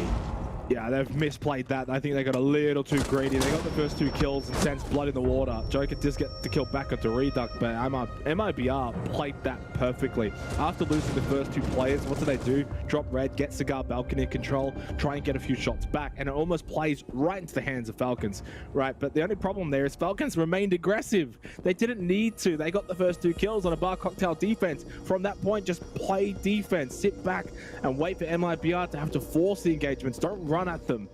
And that's the downside there of Falcons getting too overzealous and getting punished for it. Defenders protect in a round that I think Falcons could have really snatched. They give it an easy round back to MIBR. you'd be fuming a little bit, and by a little bit I mean a lot of it. That's really something that is going to hurt Falcons defense, especially when we're talking about, you know, it being such a 50-50 map at the moment. Generally what the scoreline is showing is indication of what's actually happening inside the server. So well, this it is also a big goes one. away from how they played on Villa for Falcons. They were not overly aggressive like that. That was actually that round there is probably the fastest we've seen from them. So slow it down a little bit. You know, go back to what was working on Villa. You get those first 2 kills, and if they had done that on Villa, they would have just held their positions. They would not have gone gung-ho, shift W over towards Cigar Shop. Like they would have actually maybe even fallen back. Hold Pixel, hold Washroom. You don't have to go even beyond that. And also the Kiba barrier in the middle. As well. I mean, that's cool, but you get kind of pinched. You get kind of trapped there as well. So I think Falcons just need to, okay, it was a very fun, exciting first map. Not a bad start here on Cafe either. But just calm yourselves down a little bit. There is 8 sets of explosive utility on the map right now. 8 operators have brought explosives. And for me, the big one is obviously MIBR bringing 6 nades. With the Wamai band, they can be so impactful. And you know what? Like, it even goes to show there's no Jaeger on Falcons either. So these nades could well and truly make and break this round. Unless, of course, Falcons go and do what they did last round. They could completely squander that altogether. But this is a really quite an explosive round for both sides. The attacker's bomb diffuser has been dropped. Yeah, deja vu, they get the first kill, but you know, don't go looking for much more. It's kind of interesting. I think actually the fact that they got the 2 kills actually almost ended up being a detriment for them. And that's just such a... Well, the nade into Cigar Shop to clear is I think very prominent. You see that a lot here on Cafe. So I think Q6 just gets taught a lesson there. I think maybe put too much trust in the in that position, the mute jammers, but ultimately it shouldn't probably be in that position. And again, it goes back to that first round. You know, you get that kill, but you're still sitting in Cigar Shop. You just don't have to be. There's a minute 30 left in the round. It's a position the attackers will get. Don't let them kill you as well when they get it. Oh, hello. Another nade. So that's already one of the kills that have gone the way of the Pokeball. And the nades actually flushed J-Lad out of the position and back in a freezer. Luke has been able to find that freely. And Falcons are nowhere to be seen. Where are they? What is their approach to this site? They've only got 1 C4 left. Lukid is ripping heads off of the shoulders of Falcons. And with only 2 players left, there is far too much work to get done. Why is 0 kills top right stairs on a bar cocktail defense? Like, okay, I think they had maybe a player Pixel Washroom, but there was not much really on site. They allowed the drop in from Skylight. There was way too much emphasis defensively from Falcons on top red. They need to move away from this site. Raps gets the kill into 0 kills. Joker top right again as well. I mean, what's with this fascination of top right stairs? It's really cost them. It's a position, Rob, that's too far back. You're allowing too much entry onto site. The extremes from Falcons there. Too aggressive, Cigar Shop, too defensive, white stairs. It's all about Washrooms, Pixels, making sure they can't get the Skylight drop. Player inside around Freezer has to be doing a little bit more defensively. J-Lad dies too easily. And then those on site of Cocktail didn't really offer much either. So a very Swiss cheese kind of defense there from Falcons on Bar Cocktail. And yeah, they're going to move away from that because MIBR just got that on lock now. Big issue for me is I don't think you can really afford to not bring Jaeger in any of these sites. Like, just with the potential for nades from pretty much everywhere, especially on the top floor. You think about the hatches, you think about the windows. There are so many little boxes that you try to hold. You're thinking about Freezer, you're thinking about Washroom. I guess maybe Cigar if you want to get aggressive, but there are so many POIs for the defense that you're going to need Jaeger for, especially when the Wamai's banned out. You can't afford to not be playing any kind of util denial. This is really interesting as well. You've got all 3 ADSs sitting in prep. This is, if it falters again here for Falcons, we've really got to see a timeout. They've got to take a moment to reset and kind of think about this strategy because it doesn't look overwhelmingly positive for me. Yeah, especially when you consider the way that prep is dealt with. It's not necessarily a util dump area in terms of trying to get control. In general, actually, you kind of use your utility to clear out bakery. and then you're in bakery, and then you kind of clear prep from there. So I'm a little bit confused about 3 ADSs sitting inside of prep as well. The way that Luca is obviously just kind of scanning out bakery here, they're just understanding the situation. JLad finds a kill to Riyadh. It is one thing that has been going well for Falcons though here on Cafe. Yes. I think that's 3 rounds in a row now they've got the opening kill. It's about being able to convert. And yeah, JLad, he's forced back already. You've opened up prep for them, and even though you've got the ADSs, he does find the kill because Philippox, I mean, I don't know why Thatcher's just peeking that, but a couple of kills go for JLad and makes us look a little bit silly. But you can see, based on his positioning, Rob, that the ADS is already kind of useless now. Yeah. And you know what? Like, they've done their job for the first portion of the round, but you still want to see something as useful as an ADS, probably in a more advantageous position. But, you know, like, we're probably going to be saying that if he doesn't find the kills, but the fact that he has found the kills, it completely, it almost drops the conversation, unfortunately. So now with the 2 players up, this is, again, another pivotal round for Falcons. This will be the second round, or the 3rd round in a row that they have been able to find the opening kill. And the 3rd round in a row, they have instantly dropped players when they're in the advantageous position. Well, it's this mid-round point, right, where they get the first couple of kills, but then MIBR are just better adapt at being able to find their way into the side at that point and then get into good positions, and Falcons are just not able to find kills in the mid portion. And yeah, you're at 5-3, but it doesn't take much to find 2 kills back if you're MIBR. Now it's a 3 versus 3, pressure on Freezer, pressure bakery side as well. I mean, right now, Falcons are probably relying on another JLad special here to find a couple more kills, and almost does so. JLad versus Luca, 1v1 here in service, and it's Joker, though, that finds the kill onto Falls. Raps pushes in, red ping, they know exactly where JLad is, on site now, but they don't have the diffuser. That's big. So do need to go and pick that up, and not a lot of time. No, that's the massive point here. Kit's still open. Out in the open, sorry, and the fact that Joker's got a fantastic position in prep, Mad Skills can cut off any of the rotates. MIBR are going to have to go in from the backside of prep, and Joker fortunately shoulder peeks the backside just to ensure that no one's coming from there. Mad Skills has come across as well. This is really well played from Falcons at the final portion of that round. They need to tidy up phase 2 though. Yeah, I mean, much better. I mean, you're right, phase 1, the early portions of these rounds have... All 3 rounds have gone the way of Falcons when it comes to opening kills, when it comes to getting the early leads, but the middle portion has been costing them big. Now, fortunately, that was a pretty good end of round as well. Good late round execute, didn't get too overzealous.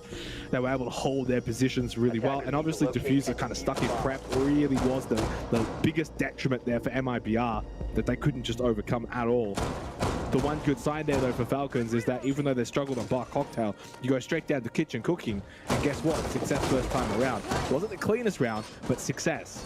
And now you go to a site that I feel like is still one of the stronger sites in reading fireplace, but I'm very curious. Do they play the conventional way? Do they hold above, Bar Cocktail, play around Pixel washrooms, put that pressure on, the vert hold? We've seen teams on Cafe now, Rob, and this kind of day and age, it's a little bit more horizontal pressure. Yeah, Pillar has become a bigger focus as well. Yeah, many moons ago, it was just bars that you'd be trying to get control of, you know, anywhere on Cocktail to open up those lines of sight. And it's changed, not, I wouldn't say dramatically, but it's certainly changed the way that teams play. One thing I need to see for Falcons right now, especially, look, Bar Cocktail, make of it what you will, where Falcons are getting aggressive after they find the first 2 picks, because it's such an open site. It is actually kind of difficult to sit back and wait for the attackers to push in. But kitchen was a big issue for me because there are so many choke points that you can cut the attackers out as they try to move forward. So that was a bit of a warning sign for me. I want to see if they can find the early pick in yet again another 4th round here. I would love to see them play a little bit more reserved, but they might actually go fast here. It might be lovely peek from a Joker. That's fantastic. Yeah, great from Joker, but Philippox just kind of walks in while he's looking up towards the cigar balcony. Q6 does die in response elsewhere, but Rap's going down. Even though that LG did find 1 kill, no more from it. Joker, Kona Station, can obviously heal back up. Nitrocell still in hand as well. Really good utility available here for Falcons, and if they can make it 2 from 2, it puts them in a good position to close out this half and get close to that 3-3 scoreline that I think is par for the course here. Reduct over towards red stairs though, on the move. And he has not been spotted out. No intel on his current position. Oh, wow. How good's that little shoulder peek? Forces him off the angle as well. Luca's going to go straight up pillar and take the fight with Joker, who was not expecting that. Fantastic work from MIBR to crunch and pinch Joker out of the map. At this point, sidelined, he can only sit back on cams and hope for the rest of the team to step up and make these plays. But the calm before the storm here for MIBR. This is the perfect time for them to reset. They've got, you know, the sledge that they can go and open up the vertical on if they do so choose to, but it doesn't look like they're going to do so whatsoever. Yeah, but we're also getting towards crunch time, execution time, and this is where Falcons have also been somewhat okay. It's the middle portion of the round that they've been losing a lot of. J-Lad, beautiful little peek. Lucas sits down, and yeah, now you're getting towards the execution phase, and Falcons have done well here. And MIBR, the last two players are still above in bar, so there's not a lot of time. Falcons have the numbers. I think they've done it again here, Rob. And 0 kills, the flank. I mean, you've got the extra player, why not go for it? Ball does have diffuser, but in the 1 versus 3, no time. It's 2-2 here on Cafe. Unless, I couldn't imagine a 1 versus 3 trying to push through reading. This is what we needed to see from Falcons. You find the picks, the crucial picks, and then you can sit back and watch the rest of the round unfold. He's going to get through a choke point that is near impossible, and he'll just take the 5 seconds to talk to the rest of MIBR. Fantastic work from Falcons. After 2 unsuccessful attempts on the top floor, they have reined it back in, and they are looking like the team that we saw back on Villa. I also love that from 0 kills, by the way. Sitting tarps, waiting to hear those breaching charges to go off before he shows face. That's the kind of play that I think Falcons will end up winning on. Yeah, but guess what? They're going to go back to top floor. They're going to go back to bar cocktail. Obviously, kitchen cooking, reading fireplace now locked out. They will get to repeat one of those. Well, they'll get to repeat kitchen cooking for the 6th round, Rob. So that will become available again. I think the Falcons in a good position to 3-3 this half. Unless they can turn their fortunes around here on Bar Cocktail. If they do that, suddenly 4-2 could be on the cards for them. So what have they learned from the last 2 rounds compared to the first 2 rounds? Surely has to be that they were over-aggressing on Bar Cocktail. Their positions too far forward or too far back. Hold your freezer, hold your washrooms and pixel, hold a player inside a cocktail so they can't drop skylight. Don't worry if they get cigar shot. That's fine. We've seen teams get full cigar control with still like 2 minutes on the clock. It happens. Bar Cocktail is kind of like a stalemate. It's a standoff. Yeah. It's all about the execute. Don't allow them though to be in a better position going into the execute. Oh, this is dangerous. Bad skills. That could have been definitely a little bit cheeky to kickstart that round. We'll back away instead, though. And this is, you know, like, this is what has been successful for Falcons, is taking an aggressive early fight, and they have won it 4 rounds in a row. They have taken the opening kill 4 rounds in a row here, which has just been absolutely nuclear. And then from there, that's where things get a little bit dicey. So I'm keen to see Falcons once again find the opening pick, but then where do we play from there? And just tighten things up all across the board. But MIBR are going to well and truly test the durability of this site.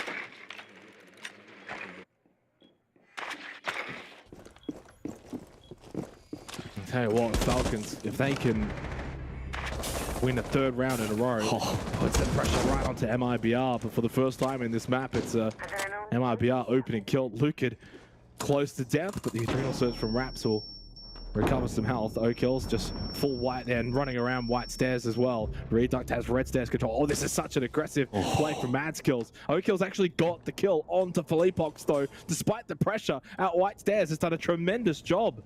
And 90 seconds left, and it's getting to that point in the round though where if MIBR can't find that advantage, I sense they may struggle in the latter portions of this round. Yep.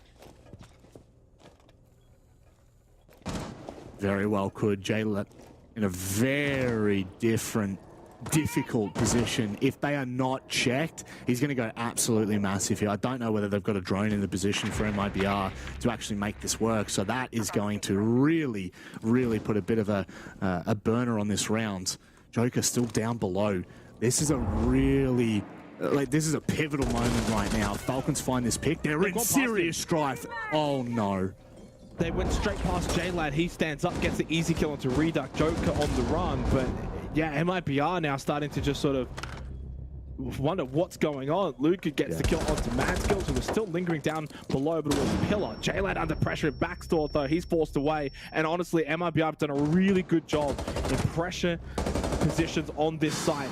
Joker top white, gets the kill onto Raps, falls is planting. That diffuser, Lucan half health. Red ping goes out. Joker, he's scared to peek, but no, gets the kill onto Lucan. Diffuser down, it's a swing from Falls in a crucial 1v1. Falls is able to come out on top. A big round win for MIBR. Oh, wow. That was massive from Joker. What an attempt, but you got to give credit to MIBR there. What was it, 3-1? At a certain point, they are really dangerous on that top floor. 3 attempts from Falcons, not one successful at all. That is not great. Not great. But we go down to kitchen, and this is where we were really impressed in the, I would say, in the first and the third phase, but definitely the middle portion of the map we were really concerned about. Yeah, and MIBR now get the opportunity to put themselves in a 4-2-half scenario, and if that does eventuate, hard to look past them being able to then go over to the defense and close out this map. So a massive round now for Falcons. Had they been able to clutch up and win that last round and go up 3-2 here, all the pressure would have been on the side of MIBR. Now that pressure's just relieved a little bit. 5 seconds remaining. I think one thing that Falcons need to do well here, and they've actually done it really well all map long so far in this first half, but start well. I think they need the first kill or two, but then go into their shells a little bit, play on-site defense, and then hope that they'll have the numbers for the late round XE. If they do that, I think they win the round. But there's been points where they get the first 1 or 2 kills and then they put themselves out of position and look for more. And then that's when MIBR has been punishing them in the middle portions of these rounds. Yep. Certainly has been. Oh, there's one. Oh, wow. And again, O-Kills with a big opening pick onto Raps. That's the Finker down as well. That's 2 nades down. Not that the nades have actually had a hell of a lot of use. I definitely thought we'd see a lot more coming out from that, but instead it is going to be a little bit of a push here. Joker's going to sit back. J-Lad's gone down, going aggressive by Bakery. Again, the opening pick goes the way of the Falcons, and they let the advantage slip. Yeah, I get you're playing the Oryx, but enough with the spawn picks up above. Like, just get good positions here, because MIBR is the kind of team that can push through, get a kill. If you get the kill onto Joker, you've got Bakery, and if you've got Bakery and you've got defenders that are still in Cigar, I mean, there's no reason they can't just waltz on the site. And yeah, they do get the kill onto Joker. So where's this on-site defense from Falcons? It's there. Kills. It's there. There it is. Goes big on the Aruni with the Roni. 90 seconds left, and Falcons with a 3 versus 2, and they have shut down this Bakery push. Asking you shall receive. That is for damn sure. O-Kills has gone massive in this round. A triple kill with the opening as well. Crazy, he's not using the DMR though. He is using the Roni. Another one! A quad kill in the round for O-Kills. May well finish the ace. Philippox is on such low HP. And Mad Skills has come across as well. The kit is down. Irretrievable for Philippox. He called it out. He's called it out. Mad Skills could have peeked that. He's seen it. He got the shoulder pick on Philippox, so he's called it to O-Kills to get the 5 here. And in worst case, if O-Kills does die, Mad Skills will get the trade. So O-Kills' position here, he just has to stand up and shoot. They know where the diffuser is. Playing this so patiently. The trigger discipline, the movement discipline. He swings. O-Kills. 5 kills. It's an ace. Falcons close out the half. It's 3-3 on Cafe.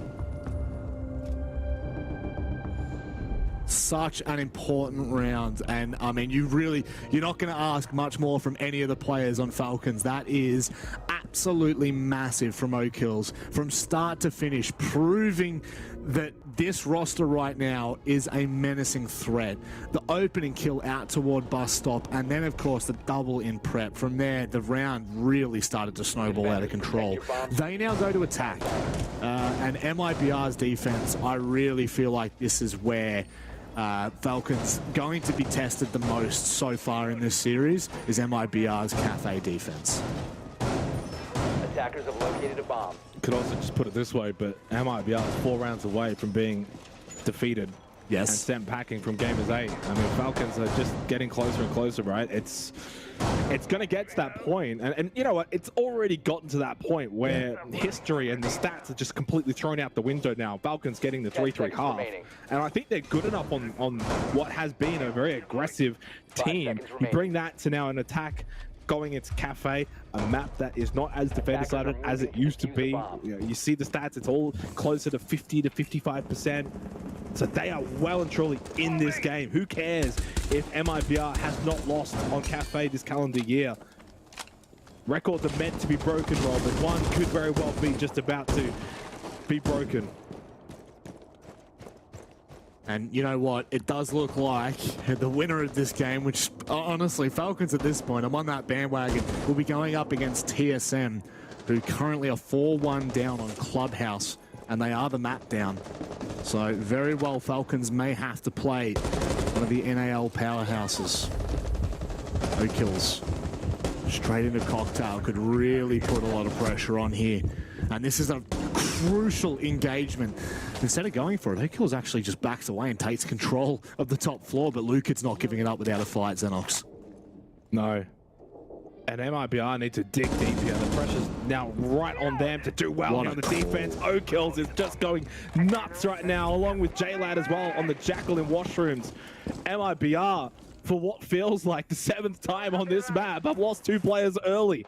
The one saving grace for them, Rob, is they've done a really, really good job at bringing rounds back from this kind of deficit. This is the one area that has probably let down the Falcons. They get these 1 or 2 kills early, but MIBR have always been able to get the next 2. That's just it. This is where things have crumbled. But the massive advantage is now Falcons are on the attack. They are, I mean, unless they feel like they need to get aggressive to try and find yet another pick, they don't have to worry about that. They just have to make a call on what this execution is going to be.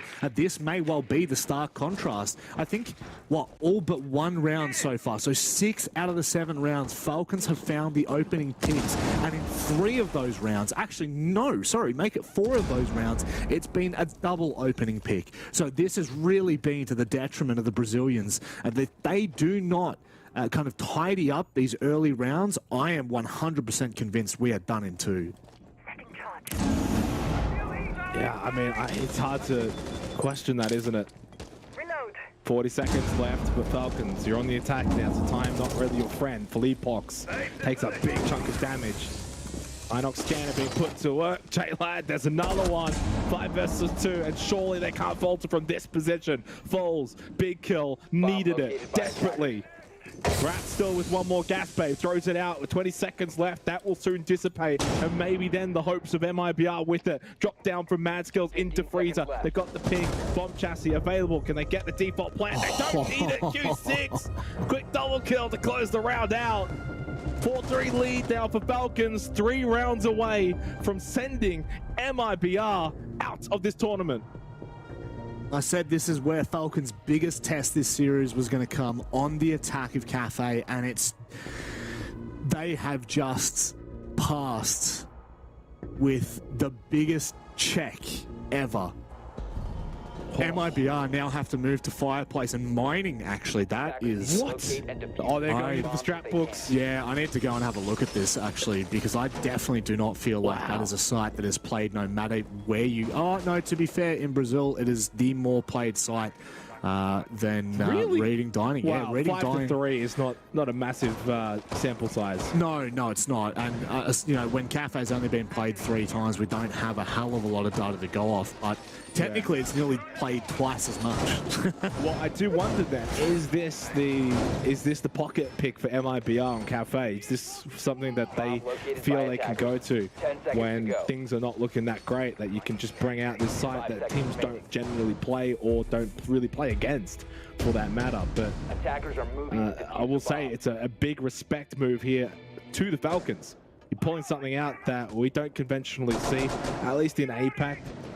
As you said, maybe in Brazil it's played a little bit more than Reading Fireplace, but it's just such a difficult site to defend. It's why we don't see it all that often. But if you know how to defend it, you've got your own strats for it, and then you get to back yourselves in.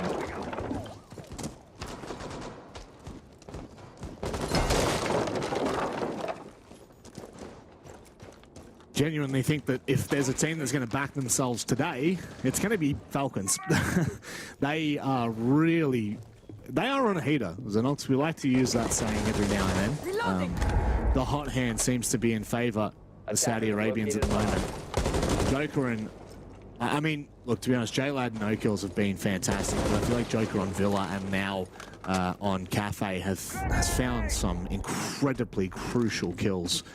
The impactful type that really do change rounds, change games altogether. Falcons really struggling to find an opening onto MIBR in the first minute of this round, but this is exactly what MIBR will be playing for on this second floor, making it a lot harder for that contact to come in. And now, this is when Falcons are finally going to be tested. You don't have that opening pick, you don't have that advantage, so how do you find your Yeah, 100%. It's been such a strength of Falcons here on Cafe, is their ability to get those opening kills, have those advantages. But on a site like this, where I think the roam game is going to be so prevalent, does that maybe play into Falcons a little bit? Well, not straight away, it does not. Philippox gets the first kill. Traded though by JLad immediately on the sledge, but he is low on health, and they'll probably need that sledge here for a bit of vert play. Minute left though, time will become a factor. Joker uses the first of his 3 adrenal surges. Reduck, well, it's actually Luke that falls to Q6, but Reduck needs to start making some plays on site, so does Falls and Raps, because suddenly it's Falcons that have the advantage once again. Yeah. Player over towards Cocktail Balcony. Falls is down! He's gone! That's not him though. I think that was actually Raps. Yeah, it was that dropped down into Reading and now completely off site. I don't know whether they have the information on where he is. You've got to be careful coming down white stairs, but a 4 versus 2 has turned into a 4 versus 1, and Joker shuts it out. Falcons are having none of it. This is going to be one of the biggest victories we have ever seen. Wow. Absolutely tore them to shreds. If that was supposed to be the pocket pick for MIBR, they might just be out of ideas as to how to slow down the Falcons. It's a tactical timeout from MIBR, down 3-5 on Cafe on their map pick in the second map of this series, where the Falcons already took Villa 7-4, which means Falcons are 2 rounds away from defeating MIBR in a best of 3. I mean, this is fairy tale stuff, Rob. I mean, if yesterday was all about Wild, maybe today is going to be all about the Falcons. And, you know, to talk about the MIBR storyline, this would really cement quite a rough year. Outside of their SI performances both last year and this year, they have not performed anywhere near the expectations. You know, 7th and 8th in the last 2 domestic leagues. You can see the frustration actually coming out from MIBR right now. Yeah, they're not happy. They know what this means. They know that this is absolutely not up to scrap from them. And really, they lose this game, and there are massive questions that need to be asked. Yeah. Now, spoilers here for the match that is happening on the A stream. If you do not want to know how that match is playing out, 3, 2, 1, that's your final chance to pause and mute. 6-1 match point to Team BDS. So they're at 2-0 TSM rather easily as well, which does mean Falcons are 2 rounds away from setting up a date against TSM That's a big match for the Falcons. And it's a bit of a disaster for TSM. BDS have kind of just torn them to shreds, but 10 seconds left. I mean, the fact is, it's Falcons that will be taking on TSM if things continue to play out the way they are. Attacker's objective is to locate a bomb. It is 100% on for Falcons, and this is just going to be quite a massive W. But the fact of the matter is, there is still enough time, enough rounds for MIBR. If this goes to match point for Falcons, I am well and truly convinced that we kind of just stick a fork in it and move on. And we book Falcons for TSM. That's... I really have been impressed with Falcons' pacing in this tournament. They have really, at least in the last two matches on Villa and Cafe, we've really seen what they're made of, and we've seen the damage that they've been able to cause to some, I would say, decently big names. You know, BDS is a huge name in Siege, and MIBR, although that they're not at the majors, they certainly do turn up when it matters at SI. So this is by no means a sloucher in terms of a competition. You know, this is a massive one for Falcons to be able to take away. And once again, we do get to see what happens when the round is slower for Falcons and they're not getting antsy. They are not forcing anything. They are seriously composed, which, again, I wasn't sure what to expect coming into this.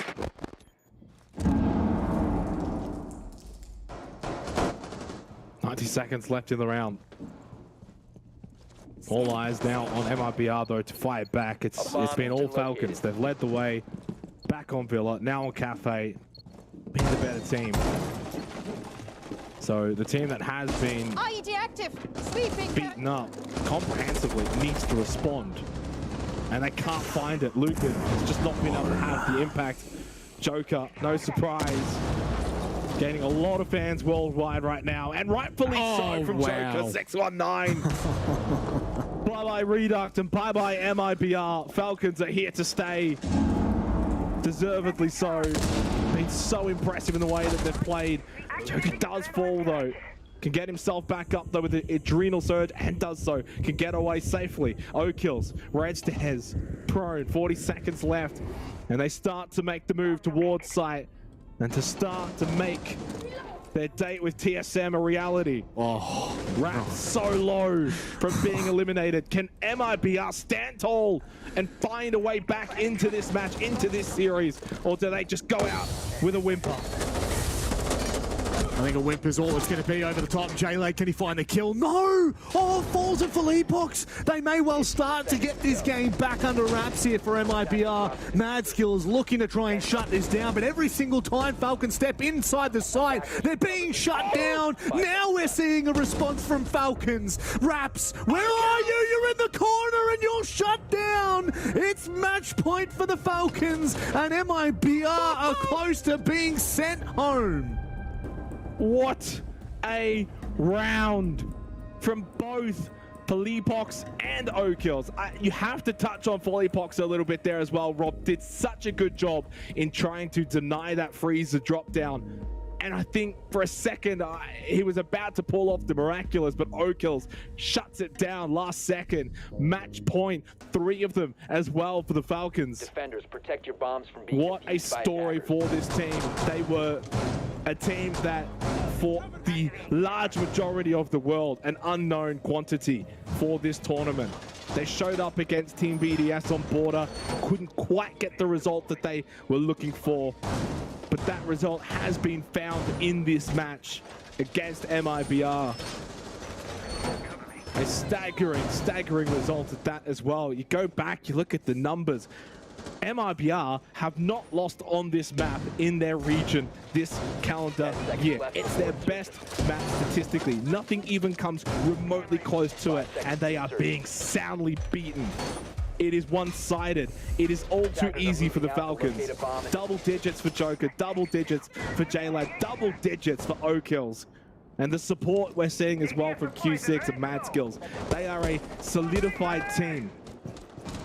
And playing as if that they honestly could probably give TSM a really good run for their money. That is a match that all eyes will need to see later on. I mean, this is just what happens when regions clash, right? You just have no idea what to expect. You've got all the statistics, you've got all the expectations, but they can all be broken in one single map, and that's exactly what Falcons have done here.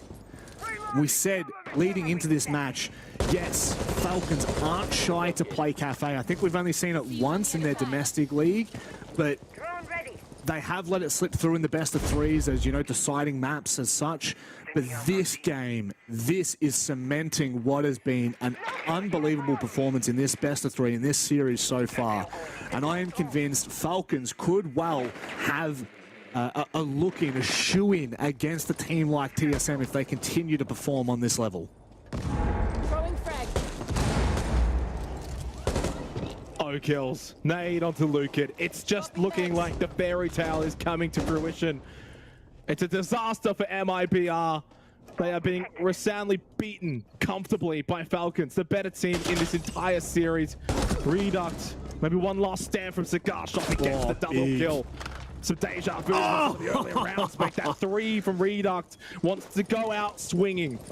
It's a shame the rest of his team is not doing so, but Reduct doing as much as he possibly can as a one-man army for MIBR. But Mad Skills and Joker still alive. That LMG of the Finker still something to be dealt with. 2 versus 3, but Falcons on the back foot momentarily. Reduct as it was in the first round, as it is here in the 10th. A massive triple kill from Cigar has really given MIBR a bit of life. But is it going to be enough to sustain it? A Joker 619 has been impeccable, and he is now left on his lonesome in a 1 versus 3 kit on the top floor.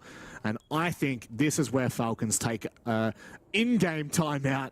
They can relax. They can wait for this game to unfold. They're going to sit back and talk about what can happen for the last 2 rounds, what they can do to ensure a 2-0 clean sweep against what we thought was going to be a highly competitive team here at Gamers8. This is monstrous. It's not over yet, though. 10 seconds to go. Still more to be played here on Cafe. We go to 6-4. 5 seconds remaining. MIBR have 2 more chances to send this one to overtime, to extend this series. Operators, you are out of time. Smart play from Joker. I don't mind it, as you were kind of alluding to, Rob, but it allows them to kind of just sit back and really talk things over, give them a bit of time, almost like a timeout, essentially, without having to actually take one. Yep. Still, 2 match points, though, for Falcons. Still, they are in the driver's seat to take out this series. But MIBR will now head once again to Fireplace Mining. It was, though, defeated pretty soundly last time. It wasn't the pocket pick that we thought it was going to be. Attackers need to locate and defuse bombs. Good thing for Falcons with taking that that final. I would say that was almost like a minute left. It was about 45 seconds plus threat.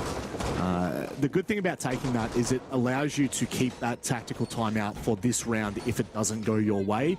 And then you've got, you know, a final round to play with before you go to OT. So at this current moment, it's not doom and gloom. It is really in a positive light for Falcons. Regardless of whether he could have won that 1v3 or not, Kit's on the very top floor. So the fact that you're going to get back down and fight is just near impossible. Now, big conversation to be had. I believe TSM has well and truly been knocked down into the lower bracket. Let me just confirm that. They have indeed. They've been 2-0'd by BDS. The score on the A stream was 7-3 on Theme Park and then 7-1 on Clubhouse. So TSM's going to be coming into this next matchup a bit like MIBR as a wounded beast. So Falcons, they may well be able to do as we saw Wild do and kind of cause a bit of havoc, a bit of an upset. So this is a really big moment for Falcons campaign, but also for them as a team and MENA as a region. Drone ready. They've got to keep the focus, though, here and now. They can't be thinking ahead. And they wouldn't be, obviously. They don't know that what's happened on the other stream. They're just entirely focused here to finish off Cafe, to finish off this series, to finish off MIBR. And it's Jaylan that gets the opening kill. They have such a good track record here on Cafe when they find that opening pick, and they've done it again. They get rid of Philippox, and it feels like there's only one player, though, for MIBR that is standing tall, and it's Reduct on that mute, has a Nitrocell. That's probably the only player I would look to right now for MIBR to stand tall once again. Luca had done that quite a bit yesterday, but it's just not having that kind of day today. Well, that Nitrocell does get ripped. Did it get thrown? No. Just prepping. 90 seconds left on piano stage now for O-kills. 13 and 5. A big moment here, though, for the Falcons in the mid-round, going into the execution phase. Can they find the next kill? Gas base going out by Luca, but it's pressure time now on MIBR's defense. Cornered as well, or MIBR. Are they going to try and force fights? Are they just going to continue to waste time? It doesn't make a difference. Q6 on the other side of the map off screen has taken down Reduct. He has been phenomenal so far in this series, and with him down and out, you've got to look to the rest of MIBR, and they are crumbling. Joker, it's all there. They're waiting for the foot to drop, and Falcons have knocked out MIBR in a flawless last round. What a moment for the Saudi Arabian fans. What a moment for just any Siege fan to see a match like that, to see a team like that come through with a victory against a historic team like MIBR. They are shattered. They are dismayed. They cannot believe what has just happened to them. But Falcons, by far and away, the better team. This was not a fluke, Rob. This was not by chance. They absolutely took them apart, and the Falcons have a date with TSM.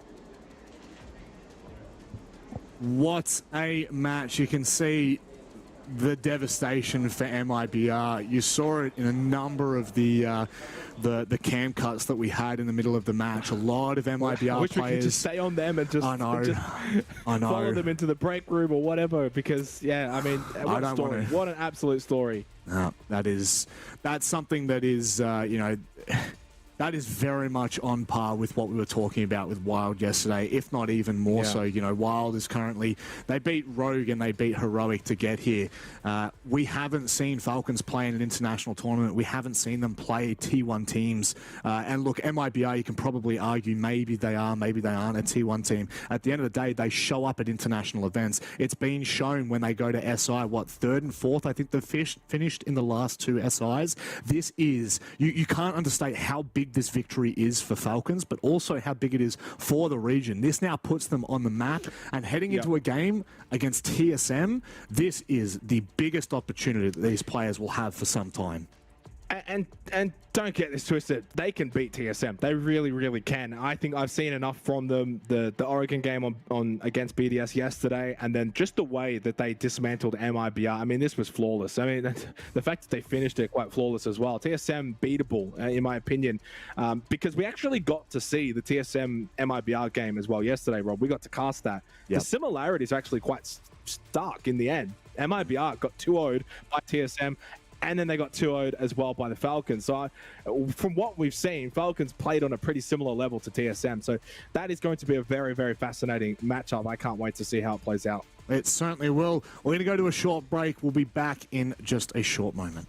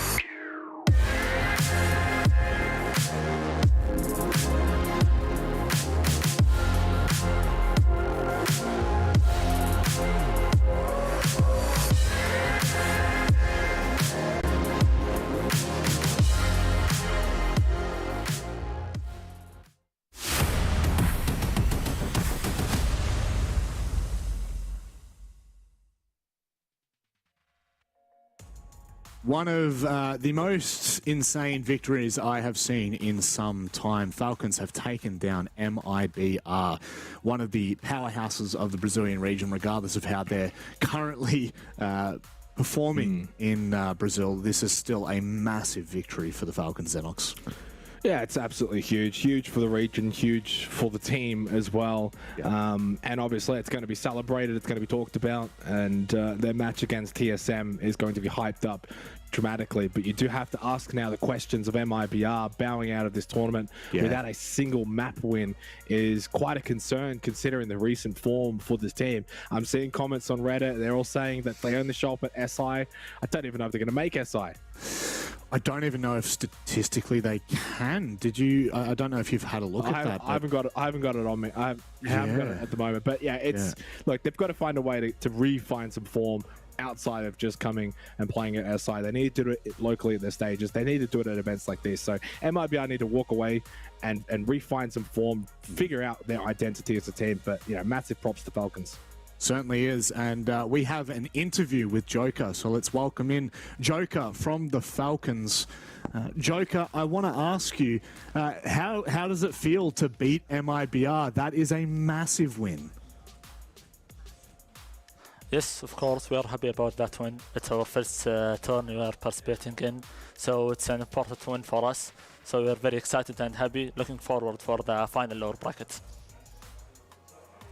Hello, Joker. So far online, everyone has fallen in love with you. Your name is written everywhere on Reddit. So I have to ask, what's with the origin of your name?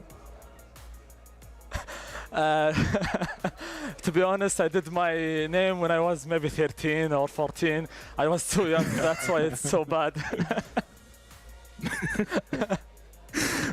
Look, obviously you come into this matchup against MIBR, and many would have put you and Falcons as the underdogs. What was the preparation like overnight? Did you do anything preparing for this game, or did you just relax? Yes, true. We did not too much on preparing. We did the VOD review, a little bit study them and their strats, of course, and we just relax and focus in tomorrow, and we played the game and we won. Nothing too much. What does it mean for not just your team, Joker, but your region as well, to be able to have the opportunity at a tournament like this to put your region on the map and to win like this? Does it mean everything for your region? Yes, of course. We want to impress our region so they feel better for us that we are winning and not let them down. So we have the pressure to win and do a great job in this tourney, of course, so they can be proud of us. Well, there is an opportunity that you run the lower bracket and make it through to the playoffs, but you've got to beat TSM before then. How are you feeling coming up against a team like TSM that is, you know, has such strong history in Siege? Yes, of course, TSM is a good team and have legacy in Siege. They won the Invitational. So we are preparing these hours, and we did prepare yesterday for TSM. We hope we will do good, and the match will show. Well, we look forward to seeing that one. Before we let you go, Joker, we always like to give the floor to, you know, whoever we're interviewing. You've got a lot of fans in the Twitch chat at the moment. Is there anything you'd like to say to the people watching, the people of the region? Yes, of course, our region, I'd like to thank them all, and our Falcon fans and everyone that support us and support our region. Of course, it's our first time participating, so we are very happy for the support. So thank you, guys. Joker, congratulations on your victory, mate. That is a massive one for you and Falcons. We'll let you go and celebrate. Best of luck in your game against TSM later. Thank you, thank you, thank you.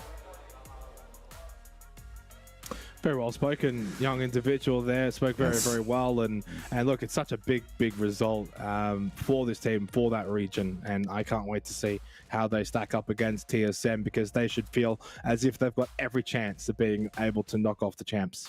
And that's just the kind of point that I was going to allude to, is the fact that they're going up against TSM, they're going up against one of the biggest teams in the world, but it's a wounded team. BDS have just slapped around TSM in a best of three, this would be the best possible opportunity. You just defeated a team that you came into as underdogs with 2-0.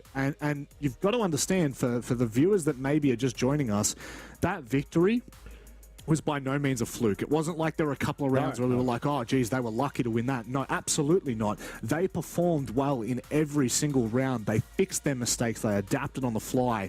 And I am convinced that Falcons are going to give TSM a really hard time. Yeah, look, I mean, being completely honest, do I think that they can beat TSM? My heart says probably no. Well, my head probably says no. My heart says maybe yes. Yeah. So it's going to be a very, very difficult ask of them. I still think best case scenario would be at least taking a map off of TSM. But in saying that, what I will go back and what I said earlier, when we saw TSM versus MIBR, it was 7-4, 7-4. When we saw Falcons MIBR, 7-4, 7-4. So that kind of does indicate to me that they're not that far away from TSM. They can win this series. Do they go in as favorites? No. But can they win it? Yes. And that's all you can ask from them.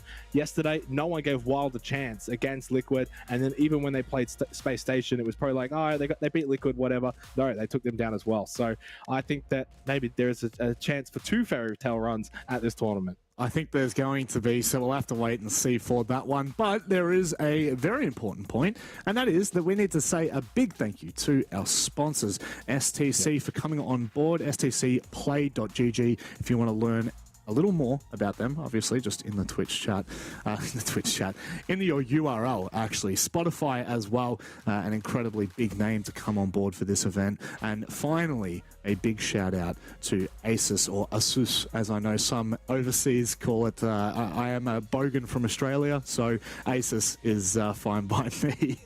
Xenox, as we start to wrap things up here, I mean, this has just been a phenomenal start to this tournament. You know, group stages aren't done yet. There's still a fair bit more to go, but boy, we've been very lucky to see all the matches that we have here on the B stream.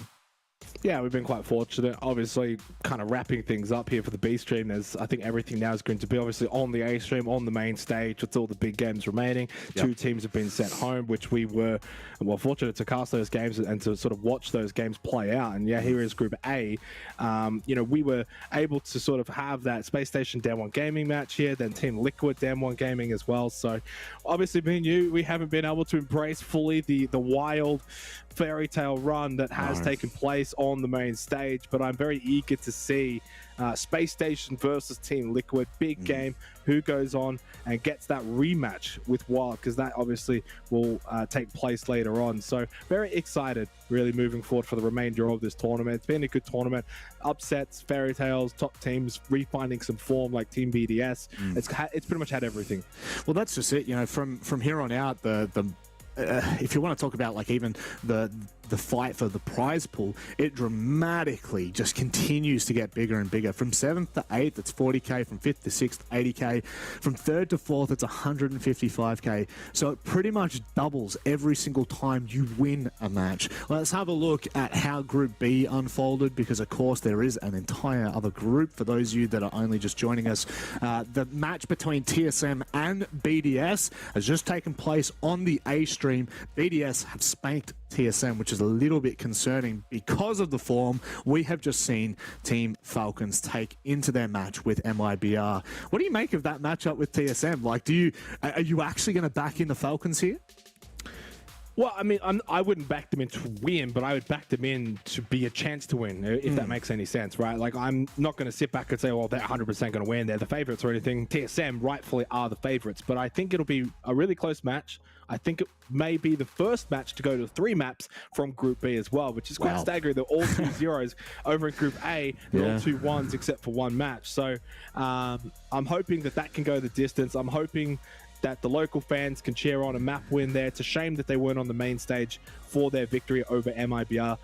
It would have obviously made the local fans very, very happy, a lot of cheering, and they would have been excited to see the 2 map wins. But hopefully for their sake, they could see some success against TSM.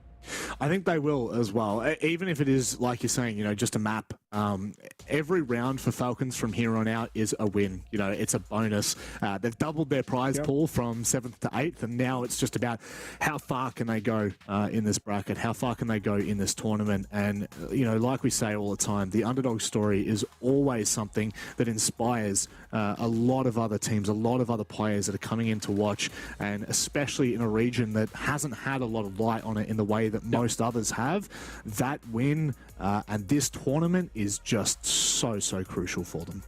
It certainly is, and it puts their name on the map that they should have better pathway systems potentially for majors and for SIs to be able to compete against these teams, which obviously Falcons have shown that they're more than capable of being able to play against these globally recognized opponents. So absolutely ecstatic for them, really happy, excited to see their match against TSM, and obviously for us now, Rob, we just get to kind of sit back and watch the rest of the tournament play out. Yeah, we get to enjoy everything unfold. But Xenox, I'll give you the floor here. Is there anything you'd like to say before we go? I'm very happy with the way that the game's played out. We were quite fortunate. We had some really good games for the B stream. Last night was a very long night. We ended up finishing at like 6 in the morning, so it's not bad that we maybe finished a little bit earlier today. But thank you everyone, of course, for watching from us here. Obviously the B stream, it's just us, so we had some fun. Hopefully you guys had some fun, and now enjoy the A stream, I guess, from here on out. Yeah, well, that's just it. You got to make sure that to continue watching this tournament, go over to twitch.tv/Gamers8GG. That's where the rest of the tournament will take place. I would like to say a massive thank you to all involved, and a big thank you to everyone who has allowed us to take you through the B stream. We hope that you've enjoyed it as much as we have. Of course, the tournament will continue to play over the next 3 days, so make sure you clear your calendar for the weekend. It is going to be an exciting one, but that is all that we have for you. So thank you very much for joining us, and we hope to see you next time.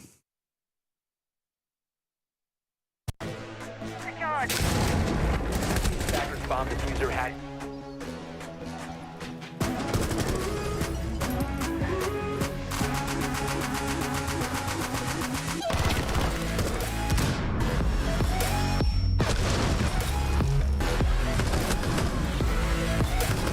Drop the bomb diffuser.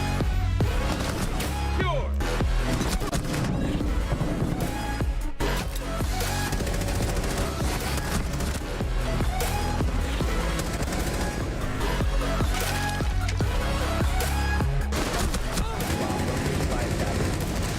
Drop the bomb.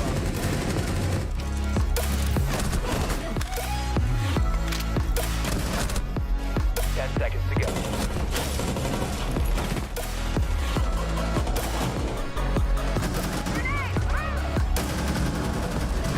Bomb has been located. 10 seconds.